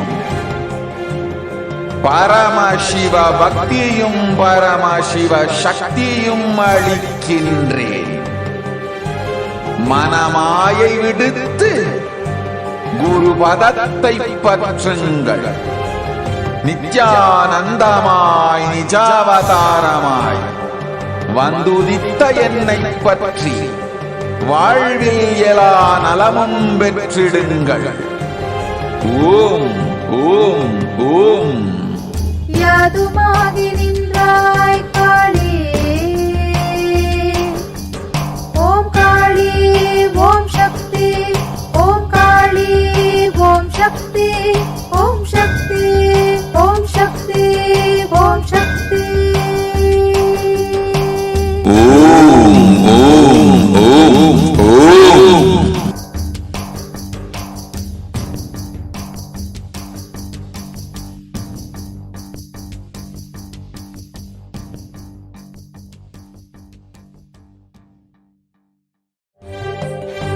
காளியின் ஆட்டத்தை ஆனந்தத்தை ஆனந்தத்தொடு ஆடிய ஆட்டத்தை கண்டோர் உயிருக்குளெல்லாம் இறங்கி குண்டலினிவில் உயிர்ப்பிக்கச் செய்து மாய மனத்தின் இருளை அகற்றி மாயம் அழித்து மங்களம் தந்து குரு பக்தியும் சிவ பக்தியும் பரமசிவ பக்தியும் பரமசிவ சக்தியும் அளிக்கின்றேன். மனமாயை விடுத்து குரு பதத்தை பற்றுங்கள். நித்யானந்தமாய் நிஜாவதாரமாய் வந்துதித்த என்னை பற்றி வாழ்வில் எல்லா நலமும் பெற்றிடுங்கள். ஓம் ஓம் ஓம். யாதுமாகி நின்றாய் காளி, ஓம் காளி ஓம் சக்தி, ஓம் காளி ஓம் சக்தி, ஓம் சக்தி ஓம் சக்தி ஓம் சக்தி. ஓம் ஓம் ஓம் ஓம்.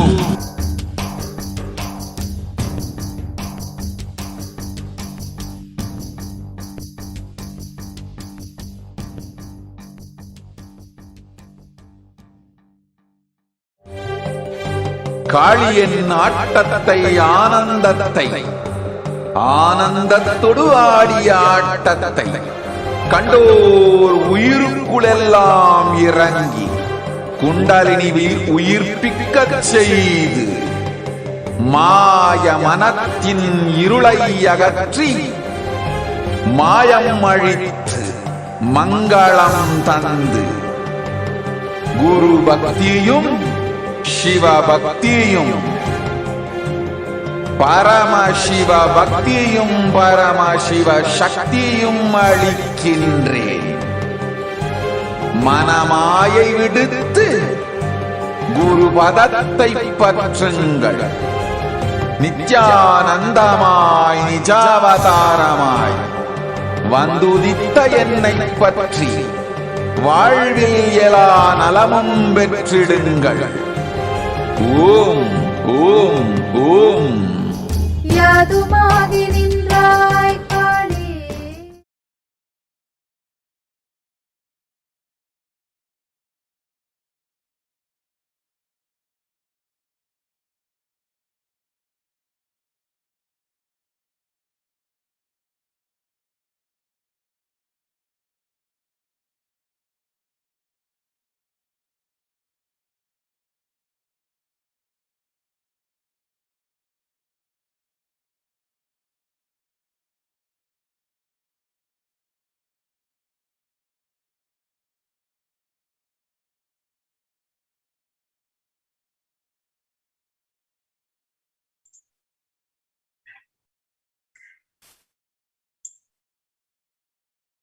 Nithyanandam everyone. So welcome back to this segment, the revival of the temple ecosystems, which are now the COVID care protection centers of the Kailasa, with the blessings of the Supreme Pontiff of Hinduism. Let's chant with the Sadguru Vandanam. Nithyanandam Paramashivoham Kevalam Jnanamurtim Dvandvatitam Gagana Sadusham Tattvamasyaadilaksham Ekam Nityam Vimalamachalam Sarvadi Sakshibhutam Bhavatitam Triguna-rahitam Sadgurum Tam Namami.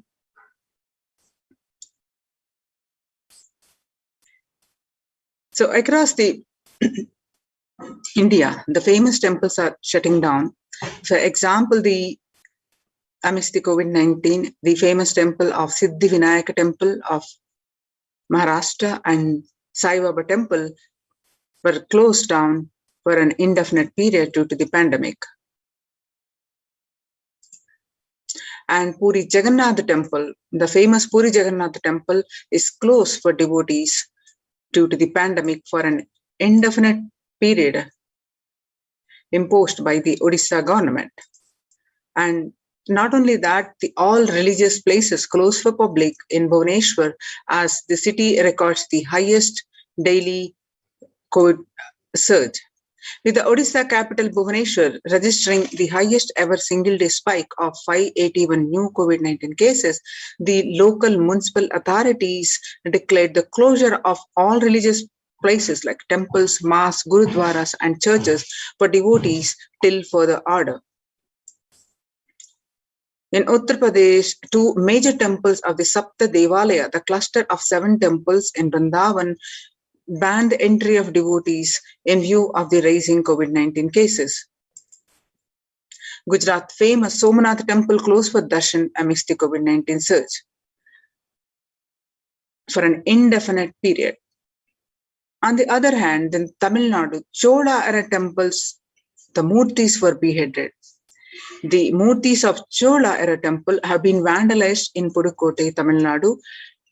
A devotee who went to temple was shocked to find all the murtis in the temple in a beheaded state. He lodged a complaint with the local police later. In Kailasanatha temple, in a village in Pudukkottai, is said to belong to the era of Puluchonga Chola. With Shiva as the presiding deity, the temple houses other deities such as Ganesha, Parvati, Murugan, Krishna, and Nandi. All of these murtis were discovered in a beheaded state 2 days ago. So now, in the time when the COVID-19 is rampant and the ancient temples are in a lockdown because of the risk of the widespread corona disease, the devotees of these temples were visiting and having darshan of their gods and goddesses for thousands of years. Yet all these ancient sacred sentiments have come to a harming halt after the lockdown have taken place. The religious fervor of the devotees is being lost due to the pandemic.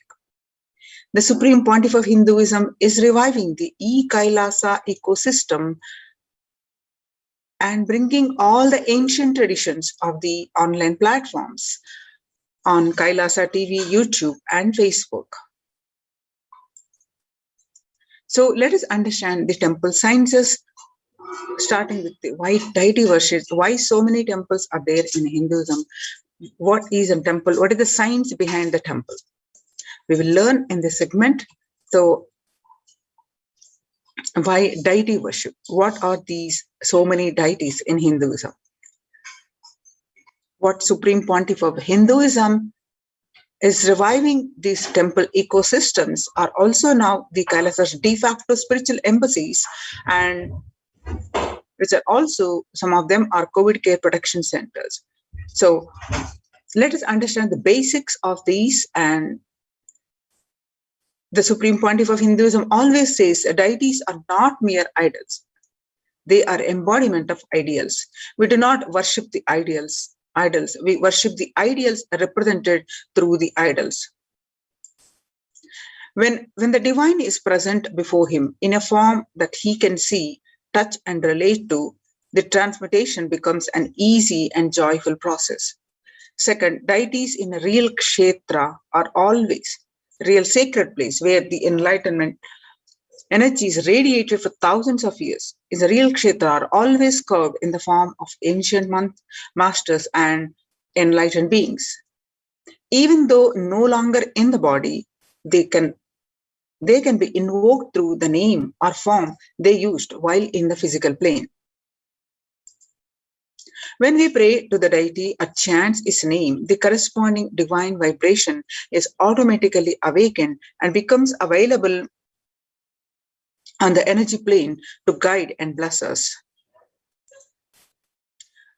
We mastered the science of bringing the divine to the deities and expressing the divine through the deities. The whole science has been mastered in the Vedic tradition. The revival of temples will be the revival of world peace and world bliss. Revival of temple culture, the deity worship where people are made to look in, that is where the revival of Sanatana Dharma, the Advaita Satya, is going to happen. The deities in various temples are various forms of the deities. The divine has infinite auspicious qualities. In Sanskrit, we call as Ananta Kalyana Gunas. With those Ananta Kalyana Gunas, the divine manifests in various different forms, and each form has got its own a special boon to give, special blessings to give to each one of us. For example, Shiva saved Markandeya from death, and that became an independent deity, Kala Kala. Same way, he danced in ecstasy, that action became Nataraja. Vishnu's very action of showering blessings on the world becomes Lakshmi. Brahma's very action of constantly sharing wisdom becomes Saraswati.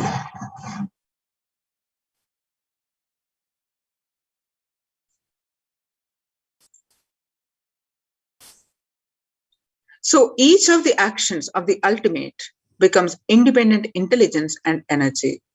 So when you connect with those independent intelligences, those deities, whatever you want immediately happens. Whatever result you want, worship with those rights, with those divine energies who are the personification of those specific actions. Immediate results are achieved by connecting with those deities in this world. This can be a powerful method through which we can achieve whatever we want in our life. So join the Kailasa's COVID care protection centers. Register now through the link below, https://kailasa.org/Kailasa care.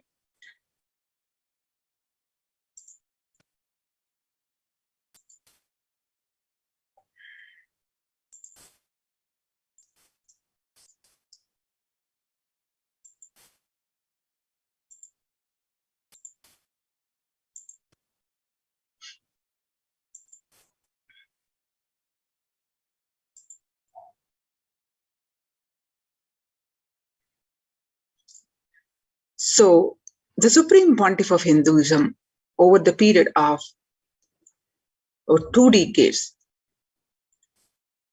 tirelessly worked to revive or establish the temple ecosystems, establish Kailasas across the globe, across the continents, in many, many places.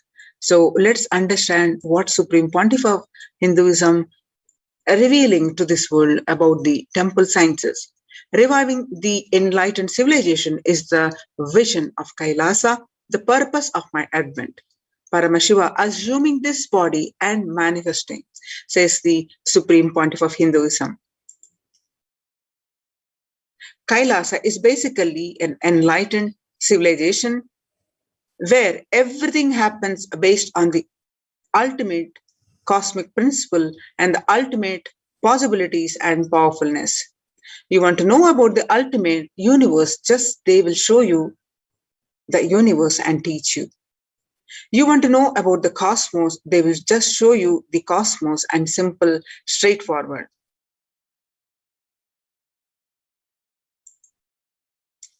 In Sanatana Hindu Dharma, we had at least 10,000 sampradayas, religions, spiritual traditions, keeping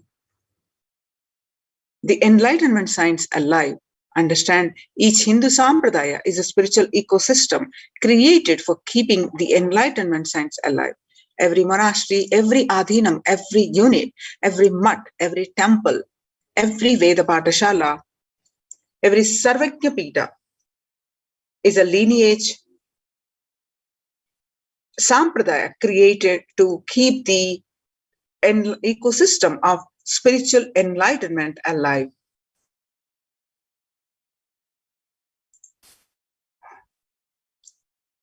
Kailasa is basically an enlightened civilization where everything happens based on the ultimate cosmic principle and ultimate possibilities and powerfulness.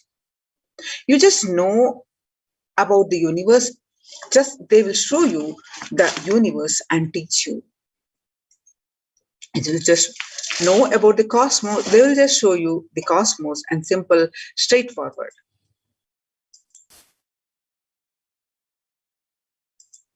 In Sanatana Hindu Dharma, we had at least 10,000 sampradayas, religious, spiritual traditions, keeping this enlightenment science alive. Each Hindu sampradaya is a spiritual ecosystem created for keeping the enlightenment science alive. Some may be Shakta, some may be Yoga, some may be Vedanta, some may be Tantra, some may be Yoga Vedanta, some may be Yoga Shaiva, some may be Vaidika Shaiva, all kinds of permutation and combination. Each temple, each mutt, each monastery, each adhinam, each Veda Patashala, each Sannyasa Sampradaya is a spiritual ecosystem created to keep the enlightenment science alive of that Sampradaya. Hindu temples are not just worship altars or religious congregation place or just a memorial for certain legendary person or incident. Hindu temples are residences of God. That is why in Chidambaram, Nataraja is one of the Dikshita. In Sri Rangam, Ranganatha is one of the Bhaktar who are doing the puja. Temples are residences of the divine in Hindu tradition. Of course, in reality, any tradition. So there was a time Hinduism had 56 nations, 200 states, 1,700 provinces and 10,000 sampradayas. Almost 95% of the population of those days were Hindus. And slowly, the brutal terrorists invading, life-negative gangs enter, destroy, rob, and plunder the temples, destroy the spiritual ecosystem, the Enlightenment ecosystem. In last 1,000 years, we did not have a single nation, we did not have a single state, we did not have a single province practicing Hinduism as a state religion. Legitimately, and in 10,000 sampradayas, without any doubt, the Supreme Pontiff of Hinduism says only 200 left alive, struggling to be alive. There are three unique things of Hinduism. They are ability to make the divine land and get rooted on the deity, that's called Prana Pratishta, and incarnations landing the ecosystem where the incarnations land, the Enlightenment spiritual ecosystem where the incarnations happen. And the third thing, devotion to the feminine consciousness, Devi worship. These three are unique to Hindu tradition.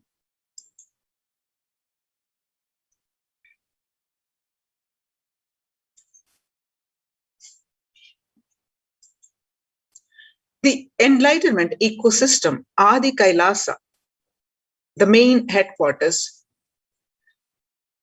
like this Adi Kailasa Sarvajnapeetham, every monastery temple is an ecosystem for keeping the Enlightenment science alive and flourish, which can automatically make people enlightened.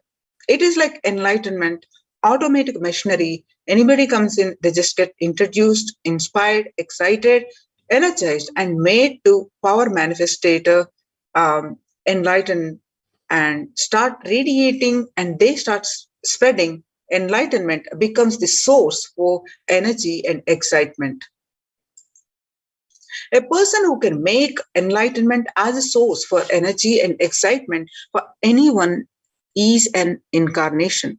Fortunately, we are successful in making enlightenment as a source for energy and excitement to millions of people all over the world. This whole Kailasa is the revival of that enlightened civilization. A temple is a place where an intense cosmic energy is available for everyone to experience. Significantly, all the major Vedic temples built over the cultures, centuries, have been consecrated by the enlightened masters. Or rather, the temple has grown around the intense energy field established by an enlightened master for the benefit of humankind. Just as a rich man leaves behind his wealth for the next generation after he leaves the body, enlightened masters leave behind the huge energy that they bring with them in the form of temples. For instance, the four main Shankara Peethams were established by the 8th century master Adi Shankara, the Chidambaram temple by Patanjali, the Palani temple by the Siddha Bhogar, the Arunachaleshwara temple by the Saint Idaikadar, Tirupati by Konganavar, and Tanjore by Kuruvurar. The powerful spiritual vibrations present in these places are so palpable that even the most casual visitor can feel its impact, its effects in the form of peace, bliss, or clarity. When maintained properly, using the subtle powers of mantras, rituals, and meditation, temples can hold and radiate this precious energy for thousands of years. The temple structures, the basics of the temple structures.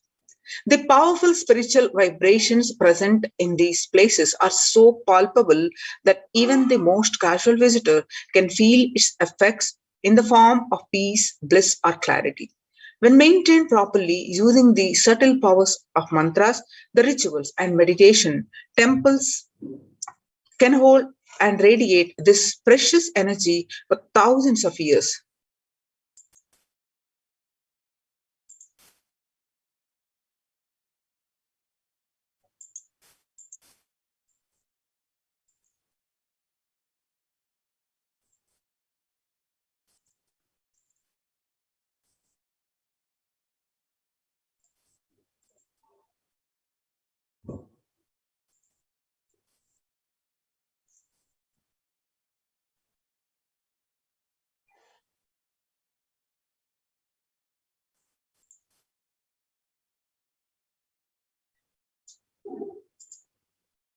Temples are found deliberately at a place where the positive energy is available abundantly from the magnetic and electric wave conveyances of north and south poles push. The idol of God is set in the core center of the temple, known as Garbhagriha, the sanctum sanctorium. This is the area where the Earth's magnetic field is discovered to be the most extreme. Therefore, it is the energy source. The Dvajastambha, the flagpole, behaves as a transformer. The huge domes are for amplifying the energy. Temples were systematically built for the transmission of energy on a large scale. The temples and the enlightened masters. Again, when a rich man dies, he leaves behind his wealth to his wife, his daughters, sons. And when an enlightened master leaves the body, they leave their wealth of energy, penance, and the goodness to the humanity at a large. And the temples are built on those energy fields left behind by them. So either the masters themselves built these temples when they are alive, or the people build them after the masters leave the body. These temples are further sanctified through rituals that harness the divine cosmic energy. The famous temple at Kedarnath in the Himalayan range was built by the great master Shankara.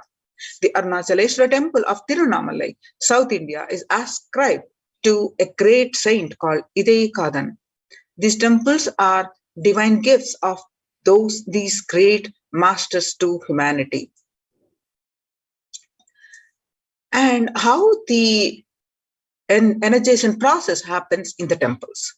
The deities are energized. There are two types of people. The first type generate energy from their own system, and they are like the solar system. Wherever they are, they produce energy. They radiate energy, and whatever they do, they excel in it. Whatever they touch flourishes. They are the one who nourish the world, and they are the enlightened masters. The second type of people are those who have forgotten the art of producing energy from their inner source. These people may flourish, but may only in one or two fields, and that too out of the superficial energy source called mind.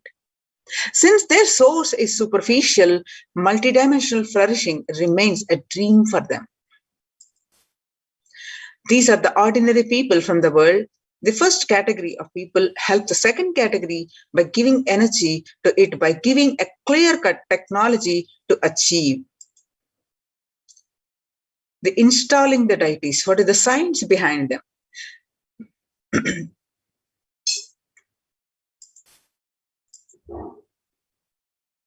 As per Vedic sciences, there are two ways to install energy in a deity. One is Agama Pratishta and the other is Prana Pratishta. In Agama Pratishta, energy installation is done by the second category of people. It is done essentially through chanting of mantras. This method will install only a few volts of energy. The energy intensity will be decided by nature of the mantras, the accuracy with which it is chanted, and above all, the psychological state of the person chanting them. In Prana Pratishtha, the energy installation is done by the first category of people. It happens through a direct connection with the divine cosmic energy that nourishes the whole universe. The first category of people, that is the enlightened masters, are pure channel for the divine cosmic energy to flow through. They can choose what manifestation of the energy they wish to install. For the goodwill of society, masters have worked on the science of the inner world and have installed various aspects of the divine energy in these temple deities. Every historic temple has its own significance. Each deity has its own boon to offer depending on the type of energy installed in it. That is why, in order to conceive children, you go to a particular temple. In order to wed a suitable spouse, you go to a different temple. To defy planetary influences, you go to a different temple. And for financial problems, you go to a different temple. These benefits are nothing but the special energy packs. Temples are structures that replace an enlightened master's presence. Masters, by the sheer presence, heal people. They heal not just the physical level, but at the being level. They keep the inspiration for spirituality alive. Their presence offer an ambience of sacredness. Temples are spaces created by masters to offer the same things that they offer. While consecrating the Nithyanandeshwara Paramashiva temple sanctum at the Bangalore Adinam, the Supreme Pontiff of Hinduism said, an enlightened master is the cosmos in human form, the ultimate human form fit to perform a sanctum consecration. For an enlightened master, the energies of expression through any means never get exhausted. For example, for an ordinary human being, the grief emotion or the joy emotion exhausts when expressed through tears. The pitta, the fire element of the body, exhausts through anger. The lust energy exhausts through sexual act. The power of speech exhausts in his very saliva the moment it is uttered. All these energies of expression become exhausted as he uses them. An enlightened master's energy of expression cannot be exhausted through any of these means, because he is existence, the inexhaustible source of energy in human form, because masters do not need a body to execute their work. They can continue to do the things they do even after they have left their physical body. The sanctum created and energized by them will radiate inexhaustible energy and nurture energy being that seeks it. Only a master who can function without the help of his body is capable of creating true sanctum, one that will materialize things exactly the way he does it. Now, let us see how the Supreme Pontiff of Hinduism continuously worked to establish the Prana Pratishtha temple ecosystems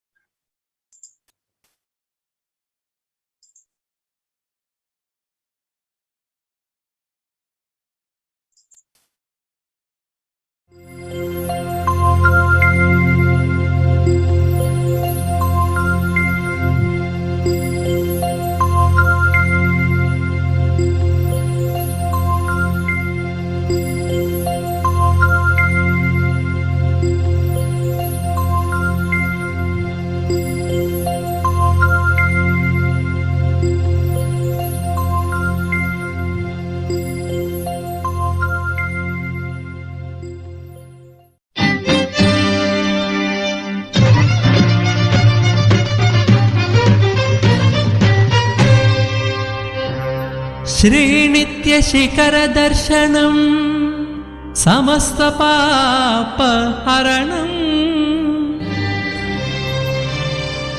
जन्मराहित्यम् अनिभेदोत्तिगदरा Shri Paramhans Nityanand भ्रमरांब दिव्यक्षेत्रं दर्शिंచి మోక్షమే ఉందండి భక్తులారా.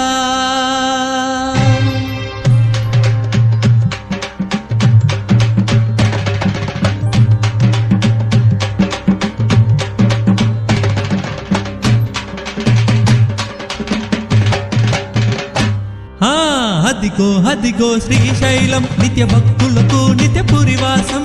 అదిగో అదిగో శ్రీశైలం నిత్య భక్తులకు నిత్య పురివాసం. అదిగో అదిగో శ్రీశైలం నిత్య భక్తులకు నిత్య పురివాసం. అదిగో అదిగో శ్రీశైలం నిత్య భక్తులకు నిత్య పురివాసం. మోక్షమునర్చగే శ్రీశైలం నిత్య సన్నిధి జయ గురు శైశైలం. మోక్షమునర్చగే శ్రీశైలం నిత్య సన్నిధి జయ గురు శైశైలం. ఓం హర హర నిత్య హర హర నిత్య. అదిగో అదిగో శ్రీశైలం నిత్య భక్తులకు నిత్య పురివాసం. అదిగో అదిగో శ్రీశైలం నిత్య భక్తులకు నిత్య పురివాసం.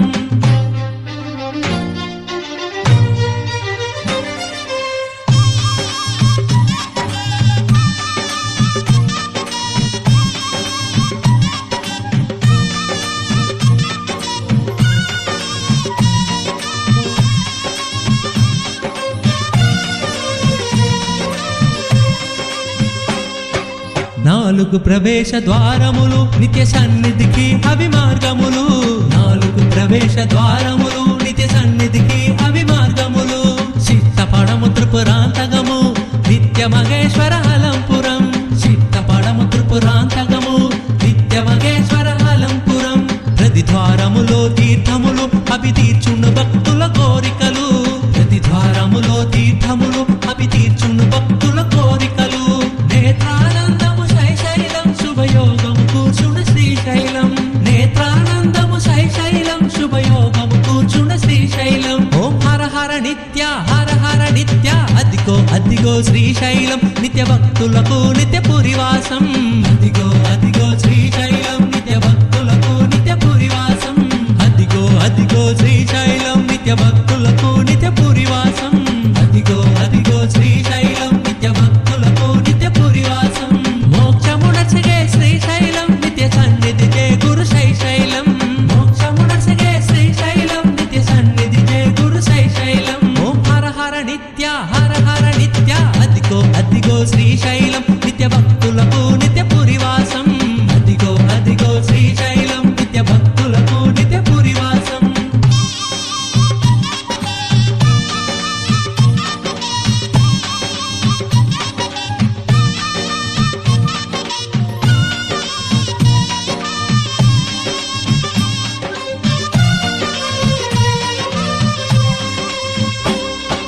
నిత్య హృదయమే శ్రీశైలం ఆరునిదేజమే శ్రీశైలం.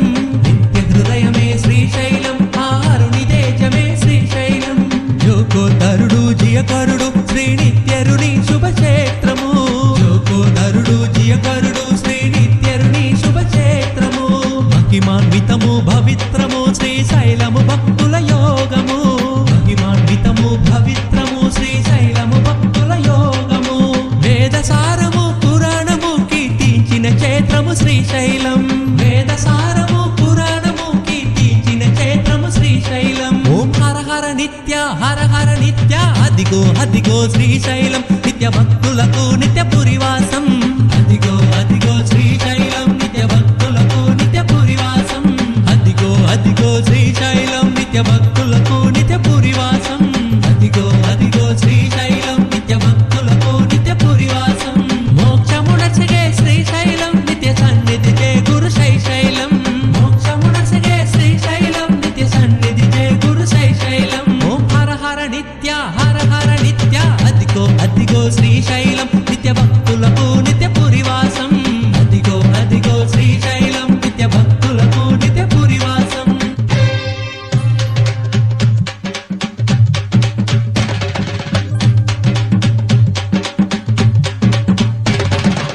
అదిగో అదిగో శ్రీశైలం నిత్య భక్తులకు నిత్య పురివాసం అదిగో అదిగో శ్రీశైలం నిత్య భక్తులకు నిత్య పురివాసం అదిగో అదిగో శ్రీశైలం నిత్య భక్తులకు నిత్య పురివాసం అదిగో అదిగో శ్రీశైలం నిత్య భక్తులకు నిత్య పురివాసం మోక్షమునసగే శ్రీశైలం నిత్య సన్నిధి జయ గురు శ్రీశైలం మోక్షమునసగే శ్రీశైలం నిత్య సన్నిధి జయ గురు శ్రీశైలం ఓం హర హర నిత్య అదిగో అదిగో శ్రీశైలం నిత్య భక్తులకు నిత్య పురివాసం అదిగో అదిగో శ్రీశైలం నిత్య భక్తులకు నిత్య పురివాసం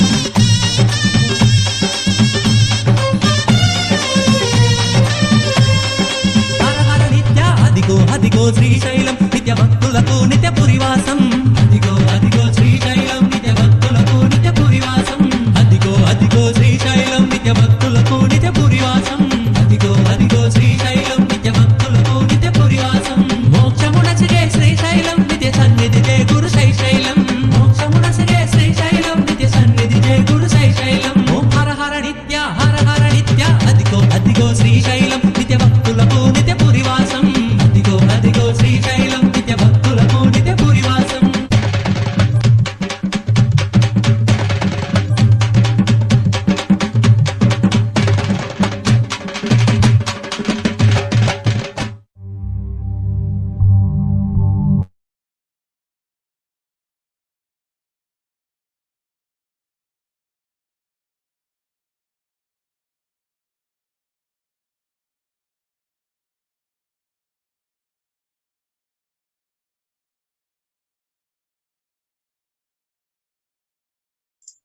So join the COVID care protection centers. Register now through the link below https://kailasa.org/Kailasa care. The Kailasa's temple ecosystems.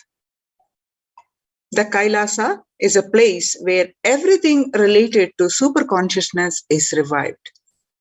All the sampradayas, all the spiritual ecosystems created for enlightenment will be revived and established in such a way it never gets lost again. They are there forever serving the humanity. And now let's listen from the Supreme Pontiff of Hinduism of the revival of Hinduism temple ecosystems. I am going to revive Hinduism by setting up a model community, enlightenment ecosystem. I am going to create absolutely from the scratch newly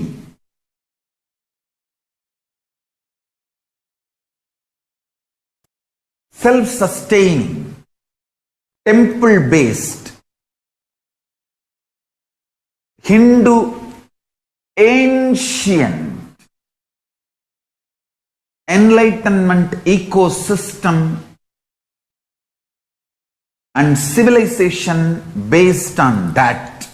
Understand? Kailasa is reviving the ancient Hindu enlightened civilization.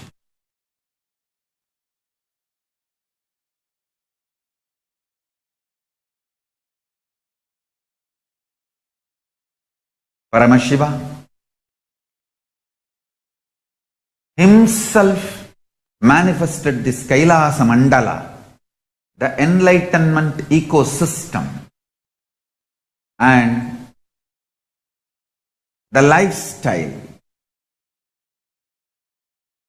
I am going to revive this whole enlightenment ecosystem, Kailasa, by creating a model Kailasas all over the world.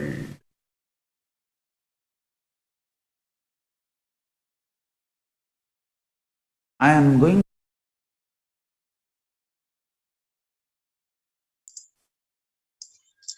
The adulation of violence in recent lifestyle has enabled disruption in several nations, affecting millions of lives with the mental distress, physical health elements, defalcation of food supply, and pinpointed destruction to the infrastructure of several countries.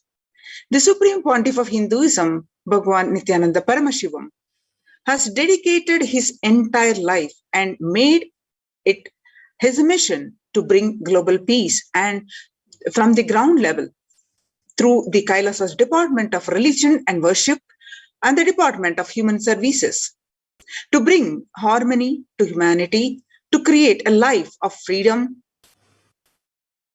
to live freedom and peace for every individual on the planet Earth through the revival of the temple ecosystems. The director of the National Institute of Mental Health pointed out that the environmental factors present both risk and protective influences on mental health. He grouped such factors into three groups. Individual factors such as the microbiome and natural and built-in components include green spaces, housing, and highways, which may play a role in the health disparities. The social factors like family structure, poverty, and other social determinants of health. From 1994 to this date, the Supreme Pontiff of Hinduism has worked tirelessly in the revival of temple ecosystems globally. Through Kailasa Department of Religion and Worship and the Department of Human Services led by the Supreme Pontiff of Hinduism, this lifelong commitment to the mission and vision of bringing global harmony, sustainable living, and reproducible ecosystem has been proven in building active, contributing temple ecosystems around the world. Now you can see the glimpses how the Supreme Pontiff of Hinduism tirelessly worked starting from 1994 to this date, continuously working to establish the Kailasa's temple-based ecosystems. These are the de facto spiritual embassies of Kailasa, and some of them are now the COVID care protection centers. You can see the glimpses conducting the various programs, various yatras, and various annadan celebrations, the sattvic free food, and the kara seva, leading by example, through Kailasa's ecosystems and the service to the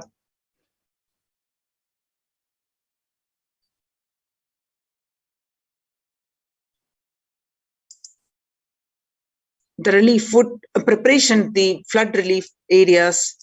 You can see more and more glimpses. So Kailasa's ecosystems are spread across the world and thousands of places. And starting from 1994, Kailasa in Tirunamalai is traditionally passed on to the hands of the Supreme Pontiff of Hinduism by Mataji Vibhudanandapuri in 1994. And you can see that the Kailasa in Tirunamalai is serving the visitors and devotees and conducting various meditation workshops, religious the rituals, and various meditation workshops, initiations, serving at the key center, key adhinam, serving the humanity.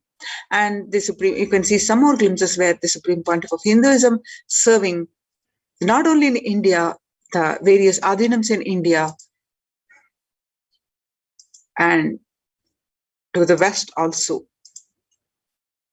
You can see the first ecosystem established by the Supreme Pontiff of Hinduism, the temple-based ecosystem of Kailasa, the Kailasa in Columbus, Ohio, the first temple established by the Supreme Pontiff of Hinduism outside of India, and the Kailasa in Los Angeles,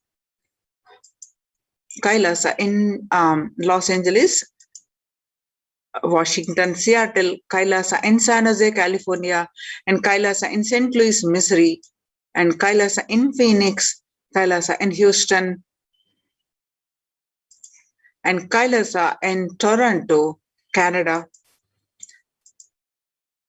So Kailasa's Department of Religion and Worship Department of Human Services, and each of Kailasa's temple ecosystems consider the right of happiness to be the highest fundamental right of all humans, in fact, all beings. The ultimate goal for Hinduism and Kailasa, led by the Supreme Pontiff of Hinduism, Bhagavan Nithyananda Paramashivam, is the material and spiritual well-being and prosperity of humanity.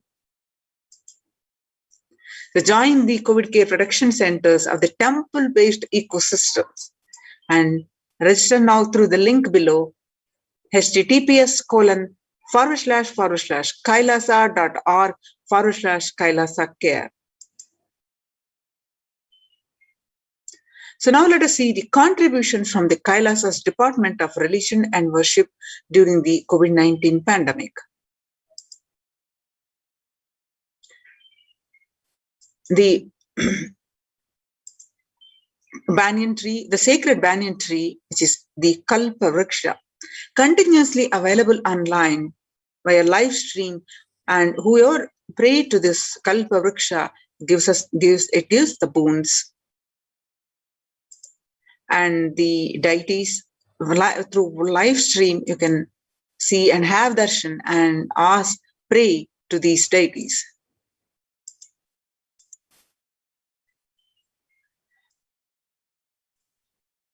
On 12th May 2021, Devi Parashakti revealed that I came as Nija Avatar and I am blessing you, listen, and people listen to do good to all of you. I have taken the form of Nithyananda and came down as Nija Avatar. People of India, listen carefully and listen. Time after time, Bharatam is Jnana Bhumi, where enlightened being comes, and we cannot make Jnana Bhumi as infertile. Enlightened beings have to come. They have to live, it has to flower. Few hypocrites, because they are stuck in delusion, we cannot sacrifice the world. Cosmos cannot be destroyed. The ship I did to save the cosmos from being destroyed, that is called Adi Kailasa. The ship I did to protect beings from Pralaya is Adi Kailasa, because the conspiracy of Drohis and enemies rule, the captain has to leave the ship. Before 12 years, knowing the great deluge that is going to happen, all Aushadas, by this Guru Purnima, the Rasavadam, Jnana Rasavadam, Navapashana is going to flower to allow people to come and take a dip in Navapashana flower. People, whoever comes and dip in this river, they will not have corona, they will not have death, they will not have corona. Crores and crores of people will come in line every day. They will take a dip in the Ananda Lingam. On 13th May, they will reveal that listen well to my words. For India, I made the ship as the production, and the Nithyananda Navapashana Lingam in Vaidya Sarovar. Go to Adi Kailasa, O Indians, listen. All those regretting losing Nithyananda Nija Avatara without confusion and without talking just as a lip service, go to Adi Kailasa. Scores of people will come there looking for health, Navapashana water feast, and meditate to get health and protection and enlightenment to protect India from the great destruction. I, Parashakti, made this huge ship. Even if captain is not there, ship is there. When the first world countries closed their borders during a massive global emergency, Kailasa has opened its not only doors to all without exception. To join the COVID care protection centers, register now through the link below, https://kailasa.org/Kailasa care. You can see the various glimpses of Nithyanandeshwara Paramashiva Devalayam from Adi Kailasa Sarvajnapeetham. The various rituals happening.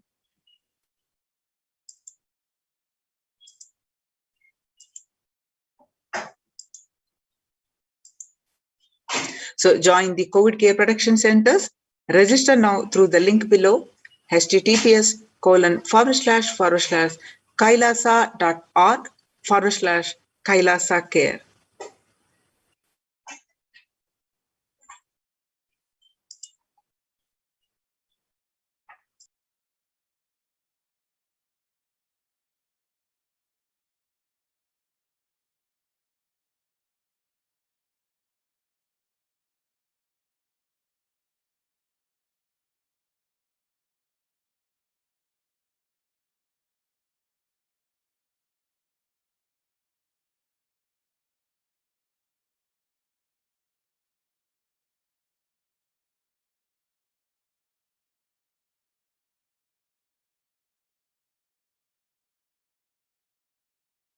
Now, let us listen to the Supreme Pontiff of Hinduism from where the Supreme Pontiff of Hinduism speaks about deities holding energy when doing the Prana Pratishtha.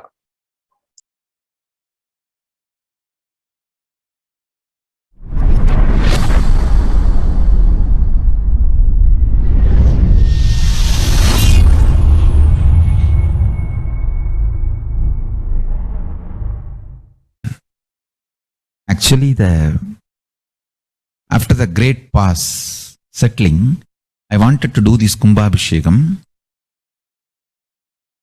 and then the Shivacharyas have advised us that only after the Uttrayanam, Uttrayana Punyakala, means after the Uttrayana starts, we are having a good date, Uttamottama date for Kumbhabhishekam. So that's the reason we waited.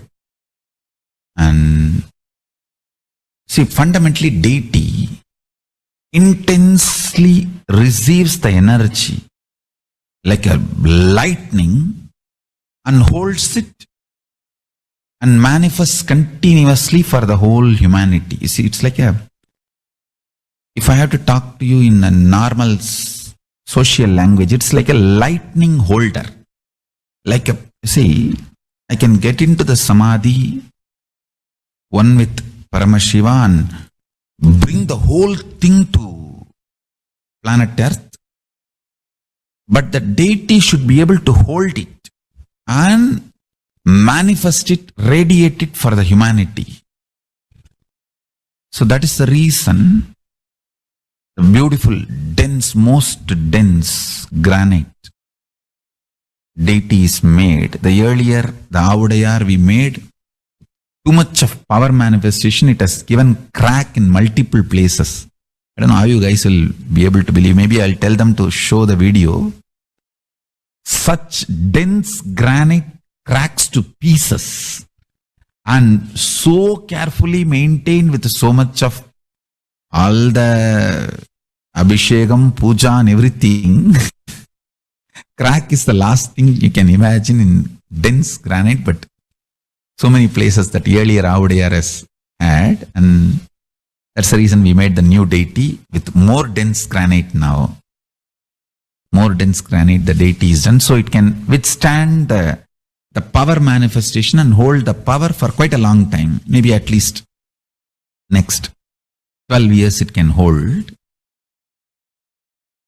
And before that I'm planning for the different level of granite for Avudayar. I wanted to teleport from the other planets where the 100 times more dense than planet Earth's granite is available. And anyhow, all that I'll do it and then show, and instead of giving material for trolls, I'll give information after everything is achieved, after everything is done.